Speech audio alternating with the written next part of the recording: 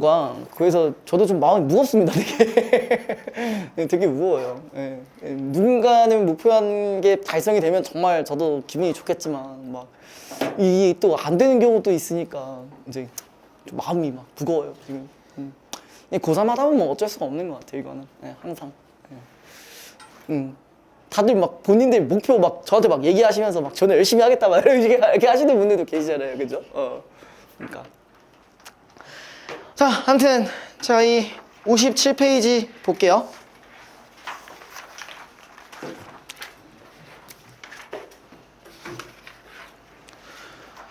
자, 여기는 보기가 따로 없고 마찬가지로 가의 제시가 되어 있기 때문에 요걸 한번 보고 넘어갈게요. 여기선 이렇게 말이 되어 있습니다. 소지형 시가라고 되어 있어요. 소지형 시가. 소지형 시가는 조선 후기로 넘어오면서 소송의 사례가 증가하고 여기에 동원되는 소지 형식이 널리 보편화돼. 아, 그럼 얘는 뭐랑 관련돼 있다는 거예요? 어떤 소송과 관련돼 있다는 거네, 그렇죠? 그렇죠? 그러면서 공문서의 한 양식인 소지가 국문시가와 관례교섭을 일으키며 문학사에 등장한 형태이다. 그럼 결론적으로 밑에 소지는 일반적으로 관부에 올리는 소장, 청원서, 진정서 등을 통틀어 일컫는데 지금 뭐가 있었냐면 세 가지가 있었어요. 소장, 청원, 진정. 자, 요거 세 개 써보신 분 있으세요? 아, 당연히 있으면 안 되겠죠, 그죠? 여기서 보니까 좀 어그로가 잘 끌리죠. 이러면 또 이제 얘가 또 초점을 잃어가지고 와리가리 합니다. 아무튼 여러분들은 요걸 써봤을 일이 없습니다. 네. 근데 저는 써본 적이 있어요. 네, 저는 일단 진정서 한번 써본 적 있고요. 네. 소장? 아니, 뭐 고소한 적은 없습니다. 아직 고소까지는 안 해봤어요. 고소하려다가 말긴 했는데 아무튼 진정서라는 게 뭐냐면은 어떠한 갈등이 발생했을 때 중재를 해달라는 거예요. 그러니까 한마디로 이 세 개 다 공통점은 뭐냐면 어떤 것에 대해서 요청을 하는 말입니다. 요청하는 내용이 있습니다. 그러니까 앞으로도 내용이 뭐가 나올 수 있냐는 거는 밑에 보시면요. 청원 내용을 비교적 자유롭게 진술할 수 있고 내용의 기술 과정에서 다양한 문학적 수사 장치가 동원된다는 점에서 어쩌죠 이런 특성을 가지고 있다라고 했어요. 그리고 밑에 보시면 소지의 본래의 성격은 청원 및 진정에 있는데 따라서 소지를 활용한 소지형 시가의 경우 작가가 지니고 있는 심적 지향을 진술하거나 그러니까 여기서 아까 요청이라고 했으니까 요청에 해당하는 부분이 뭐냐? 내가 원하는 걸 진술한다는 얘기죠. 여기까지 됐어요? 내가 진술한다고요. 하고 싶은 걸. 그 다음에 소망하는 바를 청원하는 특성을 지니고 있다. 사실 같은 말이죠. 소망하는 바도 지향적인 거잖아요. 맞아요. 그러면서도 이걸 청원하는 특성을 지니고 있는데 특히 시적 화자의 소망이 다양하게 발현되는 과정에서 뭐 여러 가지가 있어요. 말노름, 극한과장, 전고 차용 등 뭐 다양한 수사적 장치가 동원된다 일단 이렇게 돼 있고요.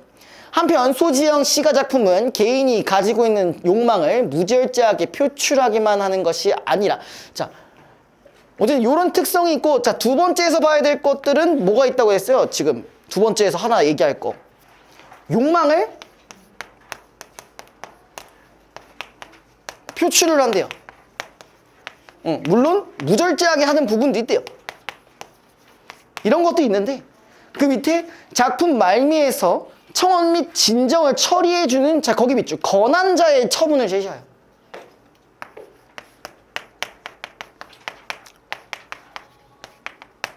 그러니까 결론적으로 뭐예요? 이렇게 해주세요 라는 거잖아요, 그렇죠? 네, 이런 것들을 제시하며 화자의 과도한 욕망을 경계하는 주제의식을 보여주기도 한다. 사실 그러니까 요즘은 사실 저런 유형이 잘 안 나오죠. 보통 가가 뭘로 빠져요? 보기로 빠지죠. 그죠? 보기로 빠지고 나다 작품이 나온다 나다가 이제 각각 간어로 바뀐 다음에 다의 수필로도 나오겠죠. 근데 아직까지도 수능 완성에 이런 것들이 들어가 있다는 얘기는 이런 유형으로도 나올 소지도 있다는 거죠. 그죠? 그러니까 반드시 꼭 그러니까 물론 제가 항상 말씀드려요. 문학 같은 경우는 보기를 좀 잘 봐서 세계관을 갖고 가시라고 말씀을 드렸어요. 그래서 보기를 분석하는 것처럼 똑같이 이렇게 정리를 해드리긴 하지만 이렇게 나왔을 때도 그렇게 접근은 해주셔야 된다는 거예요. 알겠죠? 그냥 새로운 유형이라고 막 쫄지 마시고 보기랑 똑같다라고 생각하시고 그냥 똑같이 접근하시면 돼요. 자, 그 다음에 근데 이제 만약에 이런 유형이 나왔을 때는 여기서 이렇게 안 해주시면은 확실히 문제 풀 때 더 어려움을 느낄 수밖에 없어요. 왜냐면은 문제 보기에서 나오는 거랑 여기서 제시되는 거랑은 정보가 좀 다를 수 있는 거니까 이거를 제대로 안 보고 문제로 그냥 갔다? 그러면 여러분들이 틀릴 수도 있어요. 네. 그러니까 저는 이걸 기준으로 말씀드려요. 현역이시니까 현역을 기준으로 말씀드리는 거예요. 물론 진짜 고이고 고인분들이면은 사실 뭐 별 문제는 안 돼요. 근데 또 여러분들은 또 그게 아닐 수도 있으니까. 네. 자, 아무튼 나 부분 보시면요. 자, 삼가 뜻하는 바를 아래오니. 그러니까 여기서부터 지금 뭐 하는 거예요? 내가 원하는 게 이건 뭐 내가 원하는 것을 지금 얘기하고 있습니다. 그렇죠? 청원의 특성이 분명히 있죠. 요청의 특성이 당연히 있죠. 자, 근데 옆에 뭐라고 나와 있어요? 상제께서 청하옵소서라고 했어요. 상제. 상제가 누구예요? 옥황상제죠. 그죠? 처음부터 그 요청하는 그 대상이 누구야? 우리가 실제적인 어떤 인물이 아닌 거죠. 그죠? 상제라고 나와 있으니까. 그럼 요거 자체는 비현실적과 연결이 가능할 수 있겠죠. 자, 그 다음에 그 밑에 주천이 주인 없어 오래도록 황폐하였으니 여기 준대에 주천이 뭐라고 설명되어 있어요? 뭐 어쨌든 간에 이상적 공간이라고 나와 있네. 그죠? 맞죠? 이상적 공간. 주천이란 말을 언급하면서 근데 우리가 얘는 어쨌든 여기선 이상적 공간이라고 주석에 나와 있으니까 이것도 기억을 해주셔야 되고 우리가 주석이 실려 있는 거라고 해서 그냥 무시하면 안 됩니다. 이것도 중요한 정보가 있을 수 있어요. 그냥 넘어가면 안 돼요. 여러분도 항상 놓치는 것들 중에 하나가 뭐예요? 주석 부분, 그 다음에 뭐 중략 부분, 앞부분 줄거리 이런 거 항상 놓치고 가시잖아요. 그죠?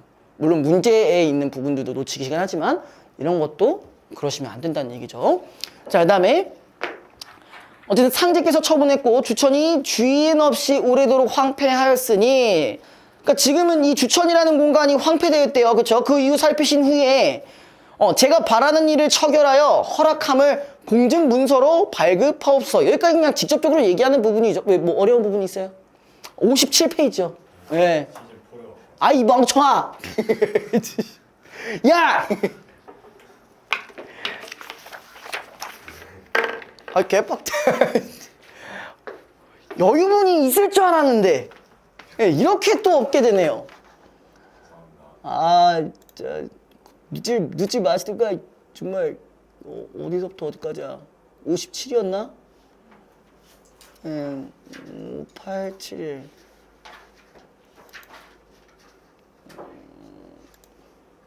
어?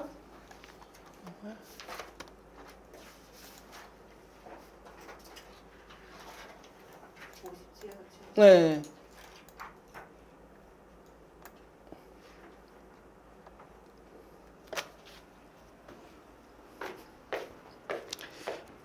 왜 상습적으로 이렇게 안 갖고 오시면? 예. 예. 뒤졌다가 왔다고요? 아.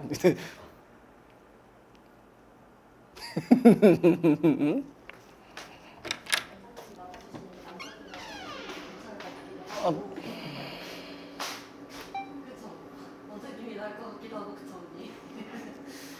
그쵸? 네.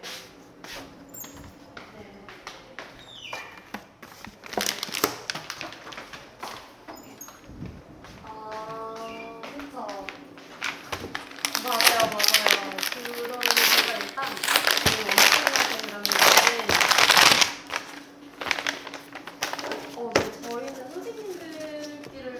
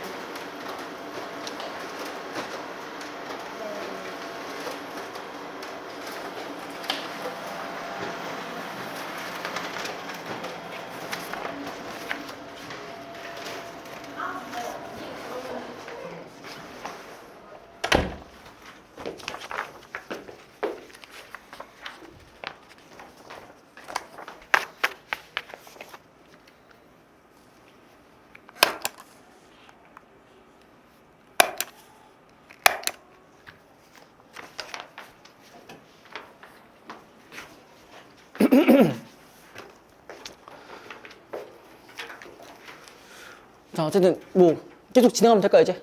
예.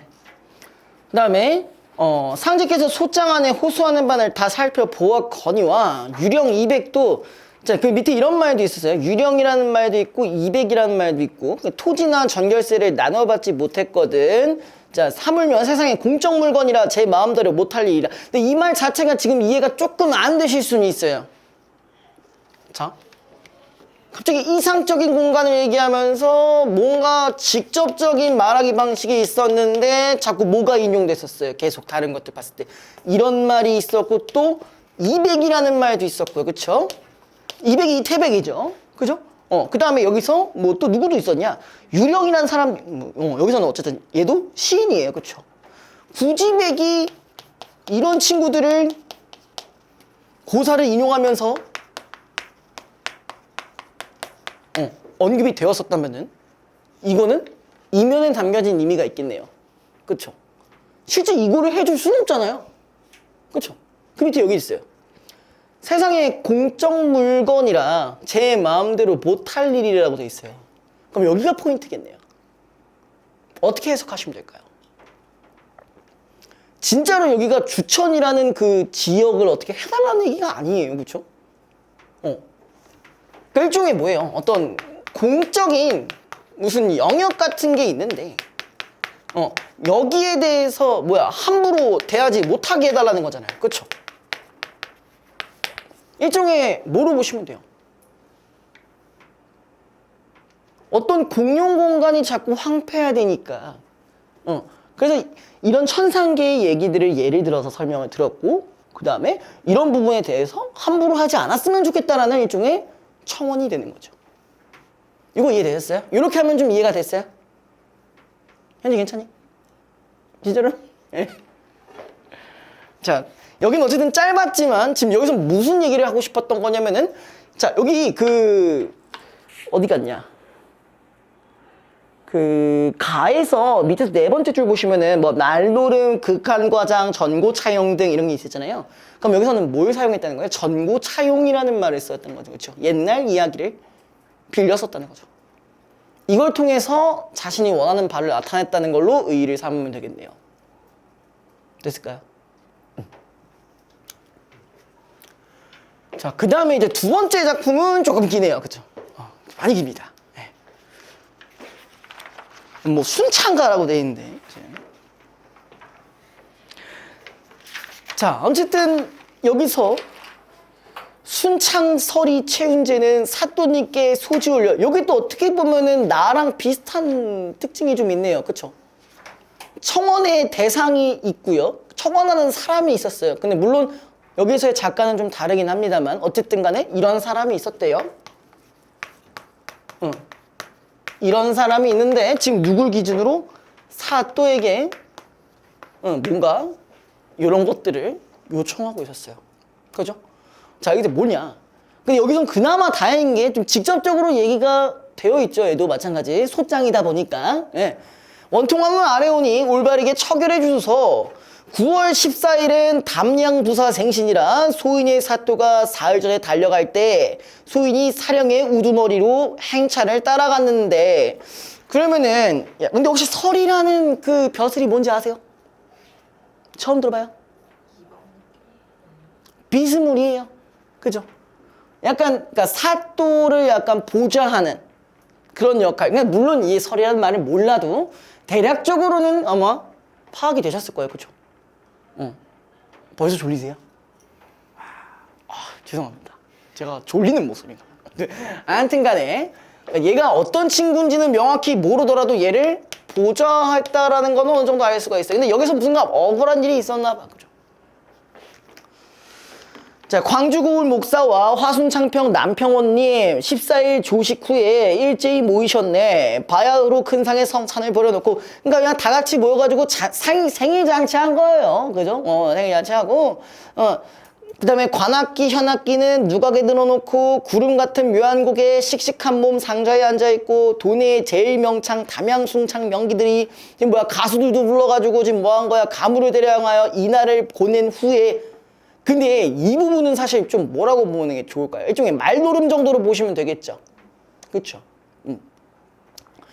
자, 그다음에 15야 밝은 달의 후약이 어디인가. 그래서 이제 그다음에 뭘 보려고? 호남 소금강의 경치를 보시려고 어쨌든 자연 좀 괜찮은 데를 이제 보려고 이제 가는 건데 화려한 육강량산 천산에 다 붙기고 오마쌍전은 단풍숲으로 들어갈지. 갑자기 육강량산이 왜 나와? 이것도 좀 과장이라고 볼 수 있겠죠. 그런 부분도. 그죠? 옥패는 쨍그랑쨍그랑 걸음마다 울리고 이것도 체크를 해보신다면 음성상지가 나올 수 있죠. 근데 여러분들 요 얘기를 좀 잠깐 해드리면은 자 보통 뭐 한 4에서 3까지는 여러분들이 이제 이런 이슈는 잘 없어요. 어떤 표현상이라든지 뭐 서술상의 특징이라든지 이런 거에 대해 틀리는 경우는 잘 없어요. 항상 3점짜리 많이 틀리고 그러신단 말이야. 근데 어느 구간에서 많이 그러냐? 이제 나는 3에서 2인데 가끔 1 뜨시는 분. 이분들이 이거 은근히 많이 틀려요. 자, 지금 저는 이 작품에서 이렇게 음성상징어 나오고 뭐 이런 식으로 과장이 되기도 하고 이런다고 했잖아요. 그쵸? 그럼 만약에 표현상의 특징을 물어볼 때 여러분들이 이걸 아무것도 그냥 생각 안 하고 가셨다가 이걸 각각 일일이 찾으려고 하면은 이제 거기서부터 헷갈리는 거예요. 이거 다 맞는 것 같은데 아니면 이거 다 틀리는 것 같은데 이런 경우가 좀 있으니까 네, 요 구간에 계신 분들은 특히 좀 주의해서 많이 보셔야 돼요. 알겠죠? 네. 여러분 그러니까 요쯤 되면 여러분들이 3점이 문제는 아니에요. 사실 그쵸? 3점짜리가 문제가 되진 않아요. 내용 자체를 좀 심화적으로 물어보는 거라 거기서 문제가 안 되는데 특히 이런 거에서 좀 많이 틀리시더라고요. 아무튼 제가 방금 조금씩 얘기하는 그런 요소들도 좀 기억을 해주셨으면 좋겠다라는 얘기고요. 아무튼 낭낭한 말소리는 말 위에서 오갈제 동산의 고상한 놀이 용문의 눈구경에 기생에 따르기는 자르고로 있는지라 아릇다운 기생들이 의기양양 무리지어 말 타고 군조들과 수레를 뒤따르니 차간백발 화순원님 기생에게 다정하사 구비진 곳에서 자주 돌아보시기에 자 그래서 어쨌든 어떤 상황이냐면은 여기서 이 사또에게 뭔가를 얘기하고 있는데 지금 어떤 상황이었어? 생일잔치를 하고 맞죠? 이거 잔치하고 그 다음에 뭐 했어요? 살짝 산책했어요. 그쵸? 산책했는데 누구랑 같이 갔어요? 기생들이랑 뭐 다 같이 해가지고 가고 있었어요. 그쵸? 근데 여기서 핵심 인물 뭐 화순 뭐 원님이라는 이런 사람이 지금 뭐 하고 있대요?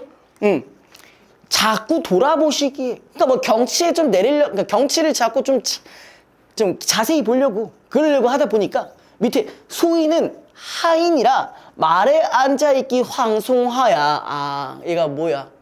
말에 앉아있기가 조금 그래서 오르락내리락 몇 번인 줄 모르겠네 그랬어요. 그럼 이 최윤재라는 사람이 뭐야? 말에서 자꾸 올라탔다가 내려갔다가 그런 거야. 그쵸? 애매한 거야 지금. 이 주인님이 자꾸 뭐 하고 있는 거야? 이거 경치 보고 있으니까 그래서 내가 말을 안 지킬 수도 없고 그 올라앉자니 또 부담스럽고 이런 거예요. 그랬는데 자 망망이 내렸다가 다시 올라타노라니 잠깐 석양이 큰 길 아래서 실족하여 넘어졌대. 말을 타려다가 넘어졌어요. 예. 어쨌든 이러다가 넘어졌어. 실족이라는 말이 넘어졌다라는 뜻이거든요. 그래서 우리가 실족사라는 것도 있잖아요. 보통 실족사라고 한다면은 산에서 미끄러져가지고 그 절벽 아래로 떨어져서 죽는 거예요. 그걸 우리가 실족사라고도 합니다. 왜요? 왜요? 뭐 어디 뭐 헷갈리는 거 있어요? 그 다음에 돌들이 흩어진 곳에 콩태자로 자빠지니 아이구야 완전히 제대로 자빠졌어요. 팔다리도 부러지고 옆구리도 삐어서 어혈이 마구 흘러 흉격이 퍼지죠. 그러니까 겁나게 아프다는 얘기죠. 그죠? 그래서 금령이 지엄하와 갭동도 못 먹고 병세가 기계화야 날로 위중하니 푸닥거리 경에 끼는 다 해봐야 헛되더라. 그러니까 지금 어쨌든 간에 요 넘어짐으로 인해서 지금 생각보다 뭐가 좀 심했나 봐요. 부상이 조금 심했나 봐요. 그쵸?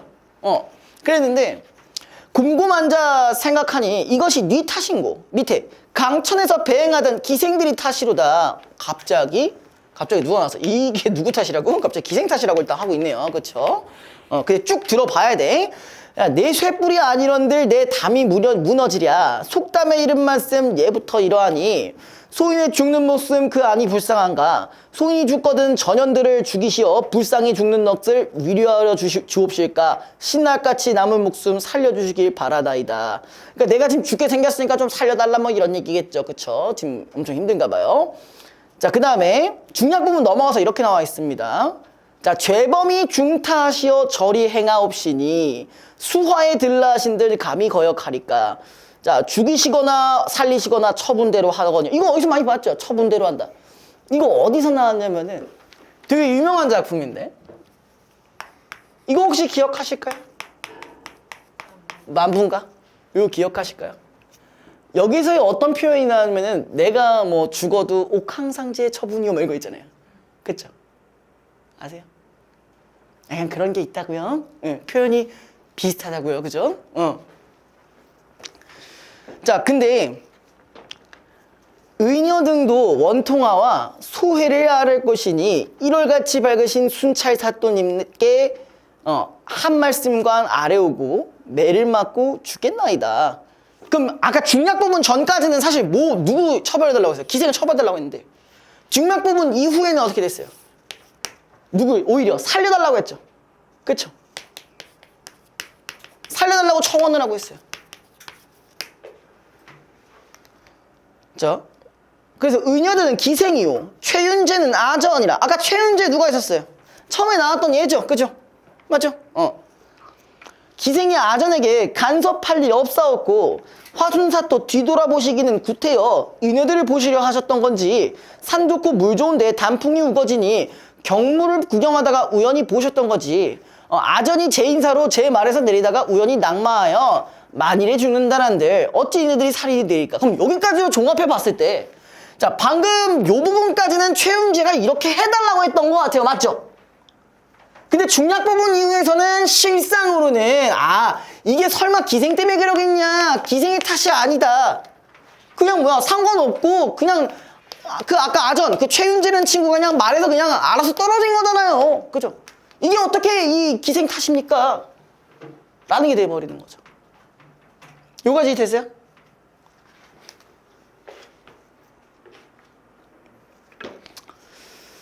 자, 그 다음에 어쨌든 우리가 여기에 대해서는 끝났고요. 자, 혹시 지금 제가 연계 포인트로 드렸던 교재 가지고 계신 분 있으세요? 다?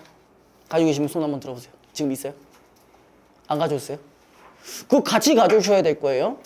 그래야 이제 거기에 대해서 좀 설명을 드릴 수도 있고요. 연계되는 것들은. 그래서 꼭 가져오세요. 혹시 풀고 계세요? 이거 같은 경우는 제가 이번엔 정답 다 남겨놨었는데 풀고는 계십니까? 풀고 계세요? 좋지? 풀고 계신 거 맞죠? 구모전은 해보셔야 돼요, 한번. 네, 그거 한 번 정도는 해보셔야 돼요. 실제로 기출에 나왔던 것도 있고 하니까. 네, 알겠죠?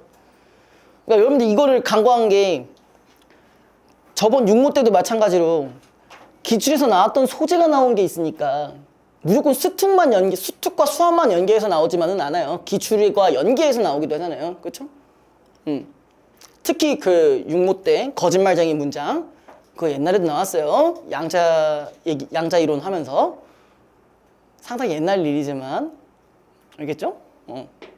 자, 아무튼 자, 1번 문제 보겠습니다. 나와 다에 대한 설명으로 가장 적절한 것은 자, 1번. 자, 나는 역사적 인물의 일화를 통해 요거까지는 맞나요? 뭐 맞는 것 같아요. 그쵸?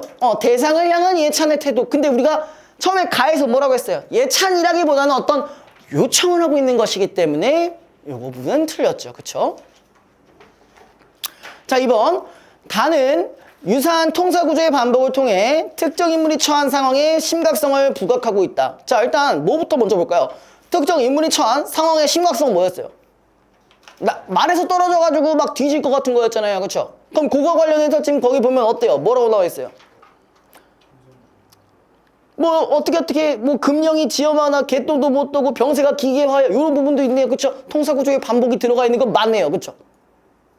만약에 여러분들 둘 중에 하나예요. 이렇게 선택을 나왔을 때 둘 중에 하나를 먼저 찾을 수 있어야 돼요. 통사구조의 반복을 먼저 찾던가 아니면 그 뒤에 있는 내용적인 부분을 먼저 찾을 건가. 근데 여러분들이 보통 해석이 좀 어려우시면은 내용적인 부분을 찾기보다는 사실 뭐 먼저 찾아야 돼? 표현상의 특징부터 찾아주셔야겠죠? 그럼 유사한 통사구조가 있는 부분을 먼저 찾아주시고 아 이게 심각성이 있는 건가? 이렇게 접근을 해주셔야 됩니다. 아시겠죠? 응. 자, 그 다음에 3번 나는 시간의 흐름이 애초에 없죠. 그죠? 여긴 됐고요. 4번도 나와 나는 모두 화자와 대상 인물 간의 문답을 통해 문답이 있어 보이진 않아요. 나에서는 그냥 뭐였어요? 말을 건네는 방식으로 보시는 게 맞겠죠? 그렇죠? 화자의 내적 갈등이 심화된다. 이것도 연결이 안 될 거고요. 그 다음에 5번 나와 다는 모두 대비되는 시어를 활용하여 대비되는 거? 대비되는 시어가 일단 있었나요? 나에서? 대비되는 건 일단 없었죠. 그쵸? 이상적인 공간만 나와 있어요. 그리고 그걸 통해서 다른 대상을 한 번 더 언급을 했을 뿐이잖아. 그죠? 그래서 이 부분도 틀렸습니다. 자, 그 다음에 2번. 자, 가를 바탕으로 나와 다를 감상한 내용으로 적절하지 않은 것입니다. 자, 나에서는 자신이 소망하는 바가 실현되기를 바라는 화자. 맞죠? 여기까지는 공통적인 거죠. 그쵸?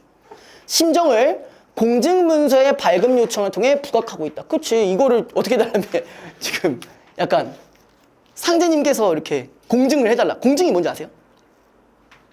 일종의 인증한 거야. 인증해 준 거예요. 자, 이거 맞고요. 그 다음 2번. 나에서는 제가 바라는 일을 청원하여. 일단 그럼 여기서 제가 바라는 일이 지금 어디 있죠? 제가 바라는 일? 첫 번째 있나요? 나에 있나? 나의 요분이 나에서 두 번째 줄에 있네요. 그쵸? 제가 바라는 일. 그래서 황폐화된 주천을 상제께서 복구시켜주기를 바라는 화자의 심적 지향을 표출하고 있다. 자, 여기서 여러분들이 그냥 그 고지고대로만 해석하시면 2번도 맞다고 하실 거예요. 맞죠? 근데 제가 뭐라 했어요? 주천을 회복해달라는 게 아니라 무슨 말 했었어? 우리가 공용으로 이용하는 그런 부분에 대해서 여기서 좀 건드리지 말아달라고 한 거잖아요. 일종의. 그죠? 이면적인 뜻은 그게 아니기 때문에 2번이 정답이죠. 쭉 이어서 볼게요. 3번. 나는 상제가 화자의 청원을 수용하지 않는 것을 통해 개인이 지니고 있는 과도한 욕망에 대한 경계를 전달하고 있다. 이게 수용하지 않는다. 사실 상제가 수용했는지 안 했는지는 지금 아예 안 해줬으니까 지금 이런 식으로 해달라고 하는 거잖아요. 맞죠? 그 다음에 이제 과도한 욕망에 대한 경계라는 건 사실 가에서 어느 정도 나와 있던 부분이니까 이것도 연결은 시켜볼 수 있겠죠. 그쵸? 이상적인 걸 해달라는 건 말이 안 되는 거잖아요. 4번. 다는 속담을 인용하여 소인이 죽는 목숨의 억울함이 기생들의 탓임을 강조하고 있다. 자, 이게 어디였어요? 그 속담 옆에 뭐라고 했어요? 속담의 이름 말씀 예부터 이러하니 얼마나 불쌍한가 라고 했죠. 이거 기생들의 탓이라고 하고 있잖아요. 맞죠? 그다음 5번. 불쌍히 죽는 넋과 관련된 억울한 사정을 권한자에게 진정하여 개인의 소망을 함께 청원하고 있다. 이 불쌍한 죽는 넋, 이게 누구일까요? 최윤재 얘기하는 거겠죠. 맞죠? 그럼 이것도 맞는 말이고요. 2번이 정답입니다. 넘겨보실게요. 자, 4번만 할게요. 자, 4번 A와 B에 대한 이해. 자, A가 여기서 뭐였냐? A도 둘 다 처분이네요. A든 B든 다 처분입니다. 그쵸?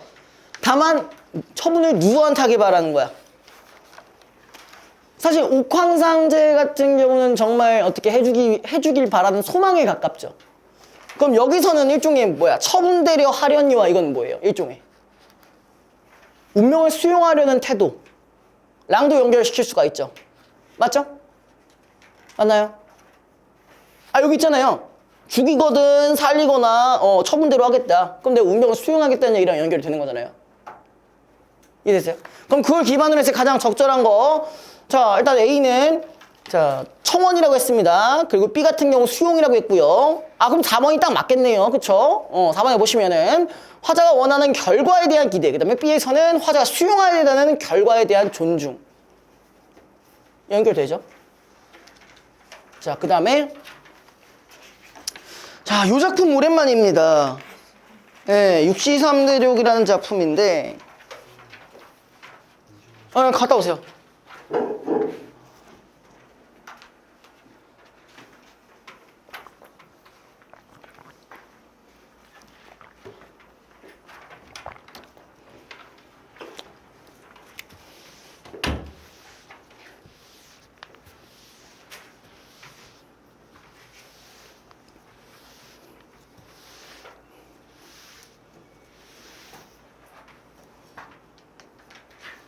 축구 시연이 맞다고 했죠? 어떻게 약수령 들을 때랑은 좀 느낌이 다르죠? 예? 응? 약수령 할 때도 똑같이 수업해드렸잖아요. 예, 그거랑은 조금 아마 다른 종류의 해석이라. 거기서는 이제 제가 키워드 위주로 좀 말씀드렸다면은 지금은 조금 다른 느낌이 있습니다. 그러니까 그렇게 느끼시는 건지 그냥 궁금해서. 선생님 동균이 알아요? 아프대. 또 학교에서 아까 날라다니는 날아다니면서 아픈가 보지 뭐.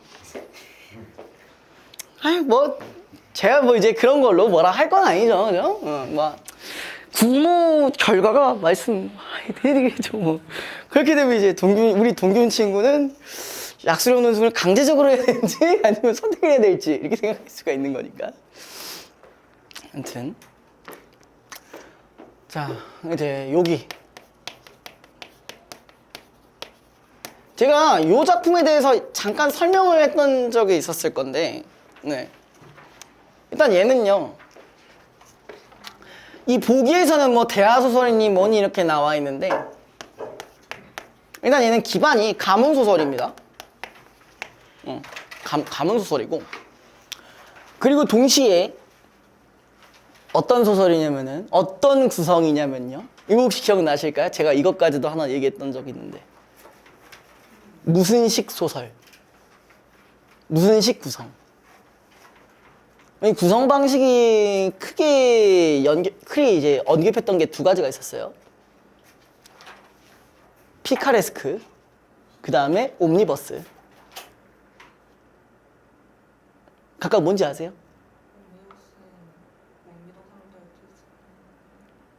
다시 설명해 드려야 되나? 자,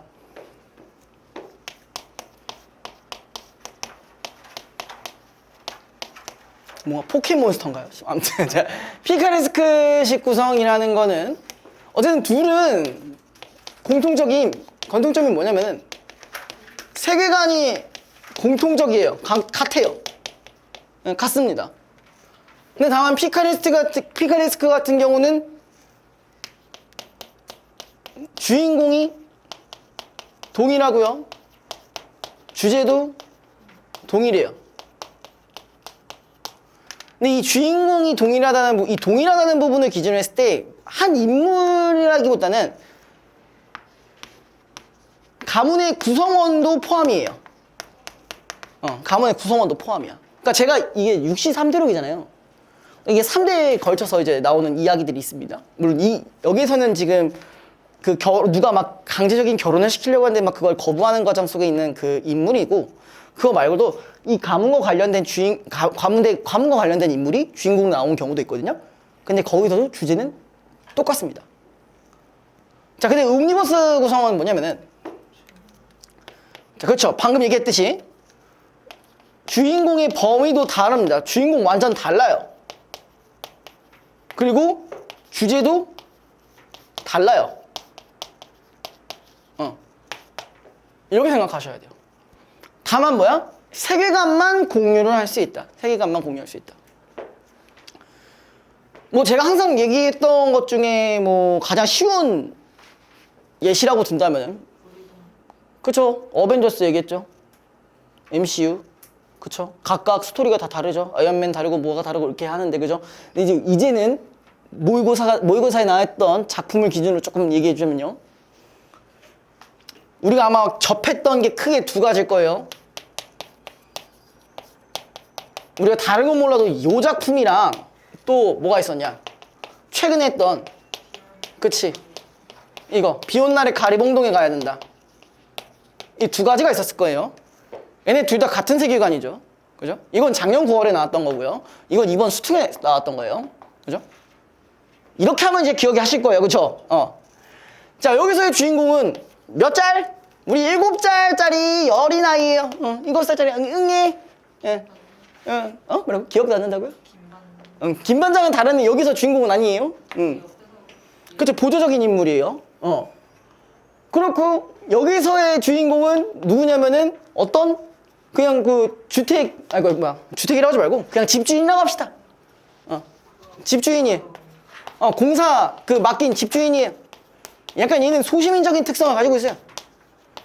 어쨌든 이 둘은 주인공도 달라요. 제 주제는 또 뭐냐면은 주제는 이때 당시에 1970년대 당시 뭐 정부의 뭐 독재 혹은 폭력성 뭐 이런 것들이 주된 주제였고 여기서의 주제는 뭐냐면은 1900입니다. 1700은 조선시대죠. 흥성대원국이 애말 시간이에요. 그죠? 여기서의 이제 세계관은 또 어떠냐? 여기서의 주제는 어떠냐? 이것도 이게 비슷해요. 비슷하긴 한데 다만 뭐야? 산업화로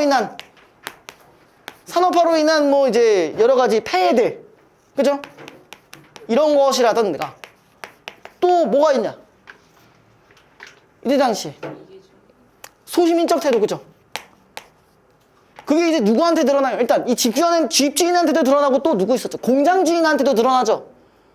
연탄 80만원어치 빌린다고 할 때 그땐 그렇게 막 언제든 갚겠다고 그렇게 지랄하다가 결국 뭐야 잠수 타고 더 큰 공장을 세워버렸잖아요. 그게 일종의 도덕적인 타락이잖아요. 그죠? 어쨌든 얘는 주제도 다르고요. 그죠? 주인공 자체도 근본이 다릅니다. 그럼 여기서 조금 더 확장을 해가지고 우리가 원미동 사람들 아마 접했다면은 어디서 접했을까? 중3 때 아마 접했을 거예요. 중3 때 내가 만약에 한백죽 출신이다 아마 100% 이거 했을 겁니다. 예. 껍비단 리도 했을 거고요. 근데 이게 너무 머나먼 얘기군요. 호랑이 담배 피던 시절인데 그 정도면은. 그죠? 여기서도 마찬가지야. 여기서의 주인공은 오히려 여러분들이 많이 들어왔던 그 친구 김반장. 김반장이 거의 주인공급이에요. 그쵸? 김반장이 주인공급.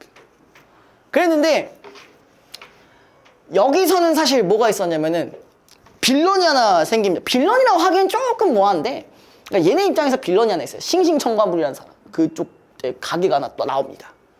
그러니까 뭐 김반장 쪽이랑 뭐 또 형제 슈퍼랑 뭐 이렇게 같이 이제 둘이 뭐 경쟁을 하고 있었는데 갑자기 싱싱청과물이 와가지고 나 존나 싸게 팜 이러니까 그래 너네 좆대보자 그러면서 이제 존나 싸게 파는 거야. 비슷한 걸로는 우리 그 아주대에 PC방 대란이 있었어요. 네. 혹시 기억하실지 모르겠는데 그 되게 유명했던 일화거든요. 제가 한창 PC방 다닐 때 있었다. 아무튼 그랬을 때였는데 거기서도 원래 그때 당시만 해도 1시간에 1,000원이었단 말이에요. 물가 생각하니까 여러분들 요즘 얼마예요? PC방? 2,000원 합니까? 모른 척 하지 마세요. 알 것 같은데. 아무튼 그 정도 옛날보다는 비쌌을 거예요. 그쵸? 아무튼 그랬는데 그러니까 한 경쟁업체를 이기려고 서로 막 가격을 내리다가 결국 어떻게 되냐면은 무료. 이용시간 무료. 그리고 오면은 뭐 가준다? 컵라면 가준다. 그러면 결국 한 곳이 망해요. 여기 이제 망하자마자 이제 그때 다시 원상복구. 근데 뭐 그때 동안 저희는 좀 꿀 좀 빨았고요. 제가 보통 언제였냐면 그때가 한 20살, 21살 때 그때 나왔던 거라서 딱 군대 가기 전에 알잖아요. 군대 가기 전에는 여러분들 항상 뭐 하냐? PC방을 오지게 다닐 겁니다. 밤도 샐 거고요. 그때까지는 밤새도 아주 그냥 쌩쌩해요. 지금 그럼 죽어요. 늙어서. 아무튼 뭐 셋 다 제가 말씀드리고 싶은 거는 주인공의 근원도 다르고 주제도 다르다는 게 사실 옴니버스 구성이었고 여기서 나올 6시3대록 같은 경우는 주인공 측도 동일하고 주제도 동일하다라는 점 요거 좀 기억해 주시고요. 알겠죠? 잊을만 하면 얘기를 하는 거예요. 그렇죠? 여러분들 분명 이건 저는 최소 여러분들한테 한 3번, 4번은 설명했습니다. 그러니까 예전부터 들으셨다면은 그래가지고 요거 좀 기억해 주시고요. 자, 아무튼 보기 63페이지에 있는 보기 한번 보고 넘어가 봅시다. 자, 유씨 3대록은 유씨 가문의 3대에 걸친 이야기를 다룬 대하소설이다. 대하소설은 남녀의 결연과 그 이후의 생활을 그린 작품이라고 해도 무방할 정도로 거기 밑에 결연담이 상당한 비중을 차지하고 있다. 그럼 그렇다는 얘기는요. 유씨 3대록은 어쨌든 뭐랑 관련된 이야기가 있다? 결혼과 관련된 이야기들이 존재한다. 그럼 여기선 결혼이 주된 주제로 이용됩니다. 실제로 이 내용이 그렇고요. 자, 특히 이 작품은 결연담 중 늑혼 화소가 상당한 비중을 차지하고 있는데 뭔 말이야 싶을 때 옆에 설명이 있죠. 늑혼이란 원래 한쪽의 혼인 주체가 거기 동그라미 권력이나 재물 등을 활용하여 상대 혼인 주체에게 강요하는 혼사를 말한다. 아, 그냥 결혼이 아니고요. 뭐라고? 늑혼이라고요. 그렇죠? 권력이나 혹은 아까 재물을 기준으로 했었습니다. 그죠? 재물. 쉽게 말하면 뭐예요? 야, 내가 여기서 짱이야. 그러니까 너 나랑 결혼해야 돼. 아니 또 뭐야? 아, 이 누나 30억 정도 있는데 너 피 한 방울, 피 한 방울, 피가 왜 나와? 물 한 방울 안 묻히게 해줄게. 이런 느낌이잖아요. 그쵸? 쌉 가능? 태용이 어떻게 쌉 가능? 어떤 눈이 명하죠? 30억 구하겠어. 어떻게 물 한 방울 안 묻히게 해줄게. 가능? 가능? 아무튼 이걸로 하지만 근데 이 소설에서는 어떻게 대응할까? 자, 어쨌든 가문 소설이기 때문에 이 가문, 조선시대 당시의 가문이라고 한다면은 뭘 중요시해요? 보통 가부장적 사회라고 가정을 하면 뭘 중시해요? 유교적 덕목을 중시하잖아요. 그죠? 그럼 이 가문에서 유교적 덕목을 중시한다고 했을 때 저런 늑혼이랑 연결이 된다면은 이런 것들로 유혹함에도 불구하고 어떻게 한다는 거예요? 거부한다는 거예요. 그럼 이 거부를 통해서 거부하는 이 속성 자체에서 이제 뭐야? 우리가 일종의 이걸 지키는 거잖아. 맞죠? 맞죠? 근데 자, 보통 이런 식으로 거부하면 어떻게 돼요? 죽어요? 아, 너 30억 누나랑 결혼하면 너 죽어 이거야? 그거 아니라, 물론 죽을 수도 있죠. 그쵸? 여기에 동반되는 시련이 항상 존재하죠. 그쵸? 이게 일반적인 구성입니다. 그죠? 자, 아무튼 유씨 3대륙에서는 자신의 애정을 관철하기 위해 늑혼을 이용한 여성 인물의 모습을 제시하여 여성의 주체적인 모습을 보여주고자 했다. 자, 사실 이 부분은요, 이 내용에 해당하는 거는 여러분들이 언제도 있었냐면은 지금, 그러니까 작년 수특에도 존재했어요. 이 유씨 3대륙 있었어요. 이 내용 그대로 있었어요. 근데 이번에도 수완으로 또 나왔네. 근데 기출에 나온 바가 없네. 그런 느낌이 살짝 오죠, 그죠? 살짝 옵니다, 이거. 요거 좀 조심해줘야겠어요, 그쵸? 제가 고전 시각 같은 경우는 무슨 얘기 했냐면은, 이거 관서별곡 나올 것 같다, 이렇게 얘기를 했었죠, 그쵸? 관서별곡 나올 수 있다. 왜냐면 작년 9월에도 마찬가지 성산별곡이 나왔기 때문에. 저저번 주에 얘기했어요. 그죠? 기억이 안 나시죠? 예. 저도 놀다 와서 기억이 안 나는 것 같긴 한데. 아무튼, 유시3대륙도 그런 가능성이 조금 있을 수 있다라는 거 기억해 두시면 좋을 것 같아요. 특히 이런 친구들 은근히 자주 나옵니다. 예. 자, 아무튼 쭉 이어서 얘기하면요. 당시 가부장제 체제하에 제도적 관습에 구속되어 있던 여성의 지위에 대한 한계를 거기도 그러면 한계 인식하면서도 그 다음에 이를 극복하여 자신의 욕망을 충족해 나가기 위한 여성의 적극적인 태도. 동그라미 쳐주시고요. 자, 우리 이런 말 되게 많이 나오죠? 특히 어디서 많이 나와요? 여성형 소설에서 진짜 많이 나왔어요. 그렇죠? 여성이 일단 기본적으로 어때요? 스탠스가 적극적이래요. 그렇죠? 적극적이라는 부분이 있어서 어쨌든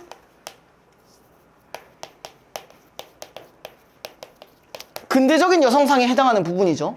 그죠? 근데 여기서 끝날 게 아니라 항상 또 뭐가 있어요? 한계를 인식한다. 한계를 인식한다는 부분에서는 여기서는 전근대적이랑 연결이 가능하겠죠. 근데 이게 비단 여성용 소설에만 나오진 않죠. 다른 데서도 나옵니다. 어디서도 나오냐? 가장 대표적으로 이생규장전. 이생규장전 기억하세요? 이생이랑 최랑 이렇게 있잖아요. 3번 만나고 헤어지잖아. 그죠? 야, 얘가 만날 때는 처음에 둘이 만날 때 자유연애하다가 엄마 아빠한테 딱 들키니까 어때? 반대하잖아, 엄마 아빠가. 그죠? 근데 그때 최랑이 뭐 하려고 했어요? 나 씨발 얘랑 결혼하면 자살할 거야. 이랬잖아. 그죠? 그런 부분에서 적극적인 게 있기는 있었어요. 근데 그러고 나서 3번째 만날 때 어떻게? 얘가 귀신으로 나오잖아. 나오면서 막 얘가 우리가 막 제사 좀 지냈으면 좋겠어요 하니까 막 다 장례 다 치러주잖아. 그런 부분에서도 마찬가지. 그때 당시에 가부장적 제도를 따른 부분들이 있는 거죠. 그러니까 전반적으로는 다 이런 거야. 여성 영웅만 비단 그런 게 아니라 이런 작품에서도 충분히 그런 것들이 다 존재했다고 생각하시면 돼요. 그러니까 보통 여러분들 고전소설을 이제 보면은 다는 아니겠지만 좀 약간 어질어질함을 느끼는 경우가 있잖아요. 그죠? 그런 친구들이 상당히 많아요. 근데 결국은 어쨌든 이게 조선시대와 관련된 작품들이 제일 많기 때문에 거기에 대한 배경적인 이해가 어느 정도만 되시면은 그러면 내용이 거의 크게 달라질 건 없어요. 그럼 다만 여기서 뭐만 구분하시면 되냐? 선과 악의 구분, 갈등의 양상에 대한 구분, 아니면 전기적이냐 정기적이지 않냐, 그거에 대한 구분만 있으면 끝나는 일이에요. 뭐 인물 관계도가 어쨌는지 저쨌는지 그런 것까지 자세하게 하시기에는 솔직히 우리는 문제 풀 시간도 부족하잖아요. 그죠? 그럼 여러분이 문제를 마주했을 때 우리가 이 정도의 굵직한 거는 갖고 가셔야 된다는 얘기예요. 아시겠죠?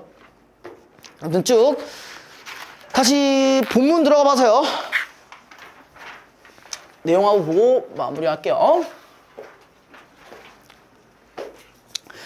자, 태우가 경사에 다다라 먼저 대궐에 가서 천자의 은혜에 정중하게 살해하였다. 상이 크게 반기시어 불러보시고 공적을 표창하시어 예부상수 영능후에 임명하셨다. 태우가 천자의 성원에 감사를 드리고 집안에 돌아와 부모를 배웠다. 자, 요것도 한번 얘기를 좀 해보면 좋을 것 같긴 해요. 자, 요런 상황을 우리가 뭐라고 할까요? 임금 만나가지고 표창도 받고 부모님한테도 그래서 금여한양이요? 그거 말고 또 있을 수 있잖아요. 일종의 뭐라고 볼 수 있어? 입신양명이라고 볼 수도 있겠네요. 그렇죠? 그럼 이렇게 만약에 문제로 나온다 치면 입신양명 모티프도 갖고 갈 수 있죠. 제가 말했지만 모티프가 거창한 게 아니라고 했어요. 그냥 특성이 들어가면 다 모티프라고 했습니다. 알겠죠? 자, 아무튼 기한을 어긴 지 석 달이 지났기에 식구들이 기다리는 근심이 끝이 없더니 온 집안의 반김이 무궁하였다. 얘가 오겠다고 했는데 좀 되게 늦게 왔나 봐요. 승상과 부인이 태우가 더디게 온 것을 꾸짖었다. 태우가 사죄하고 설생을 데리고 왔음을 고하자 모두를 놀라고 괴이하게 여겼다. 승상이 모든 자식들과 더불어 서원에 나와 설생을 보았는데 맑고 높은 기질이 표현이 선풍도걸이었으니 수려하고 깨끗한 풍채가 눈을 놀라게 하였다. 이거는 뭐라고 볼 수 있을까요? 외양묘사라고 볼 수 있겠죠? 그쵸? 그리고 외양묘사 플러스 직접묘사겠죠? 그죠? 직접묘사. 승상 및 태우의 여러 형제들이 매우 놀라서 10분 공경하고 별체인 송주컨에 거처하게 하면서 의식을 각별히하여 후대하였다. 승상은 설생이 너무 청아하고 아름다움을 괴이하게 여기었고 이부상서 유색이는 한번 설생을 보자 결단코 남자가 아닌 것을 알았지만 입을 열어 말하지 않고 아우드에게 당부하였다. 이거 느낌이 딱 뭐야? 우리 설생이었나요? 생이었나요? 설생이죠?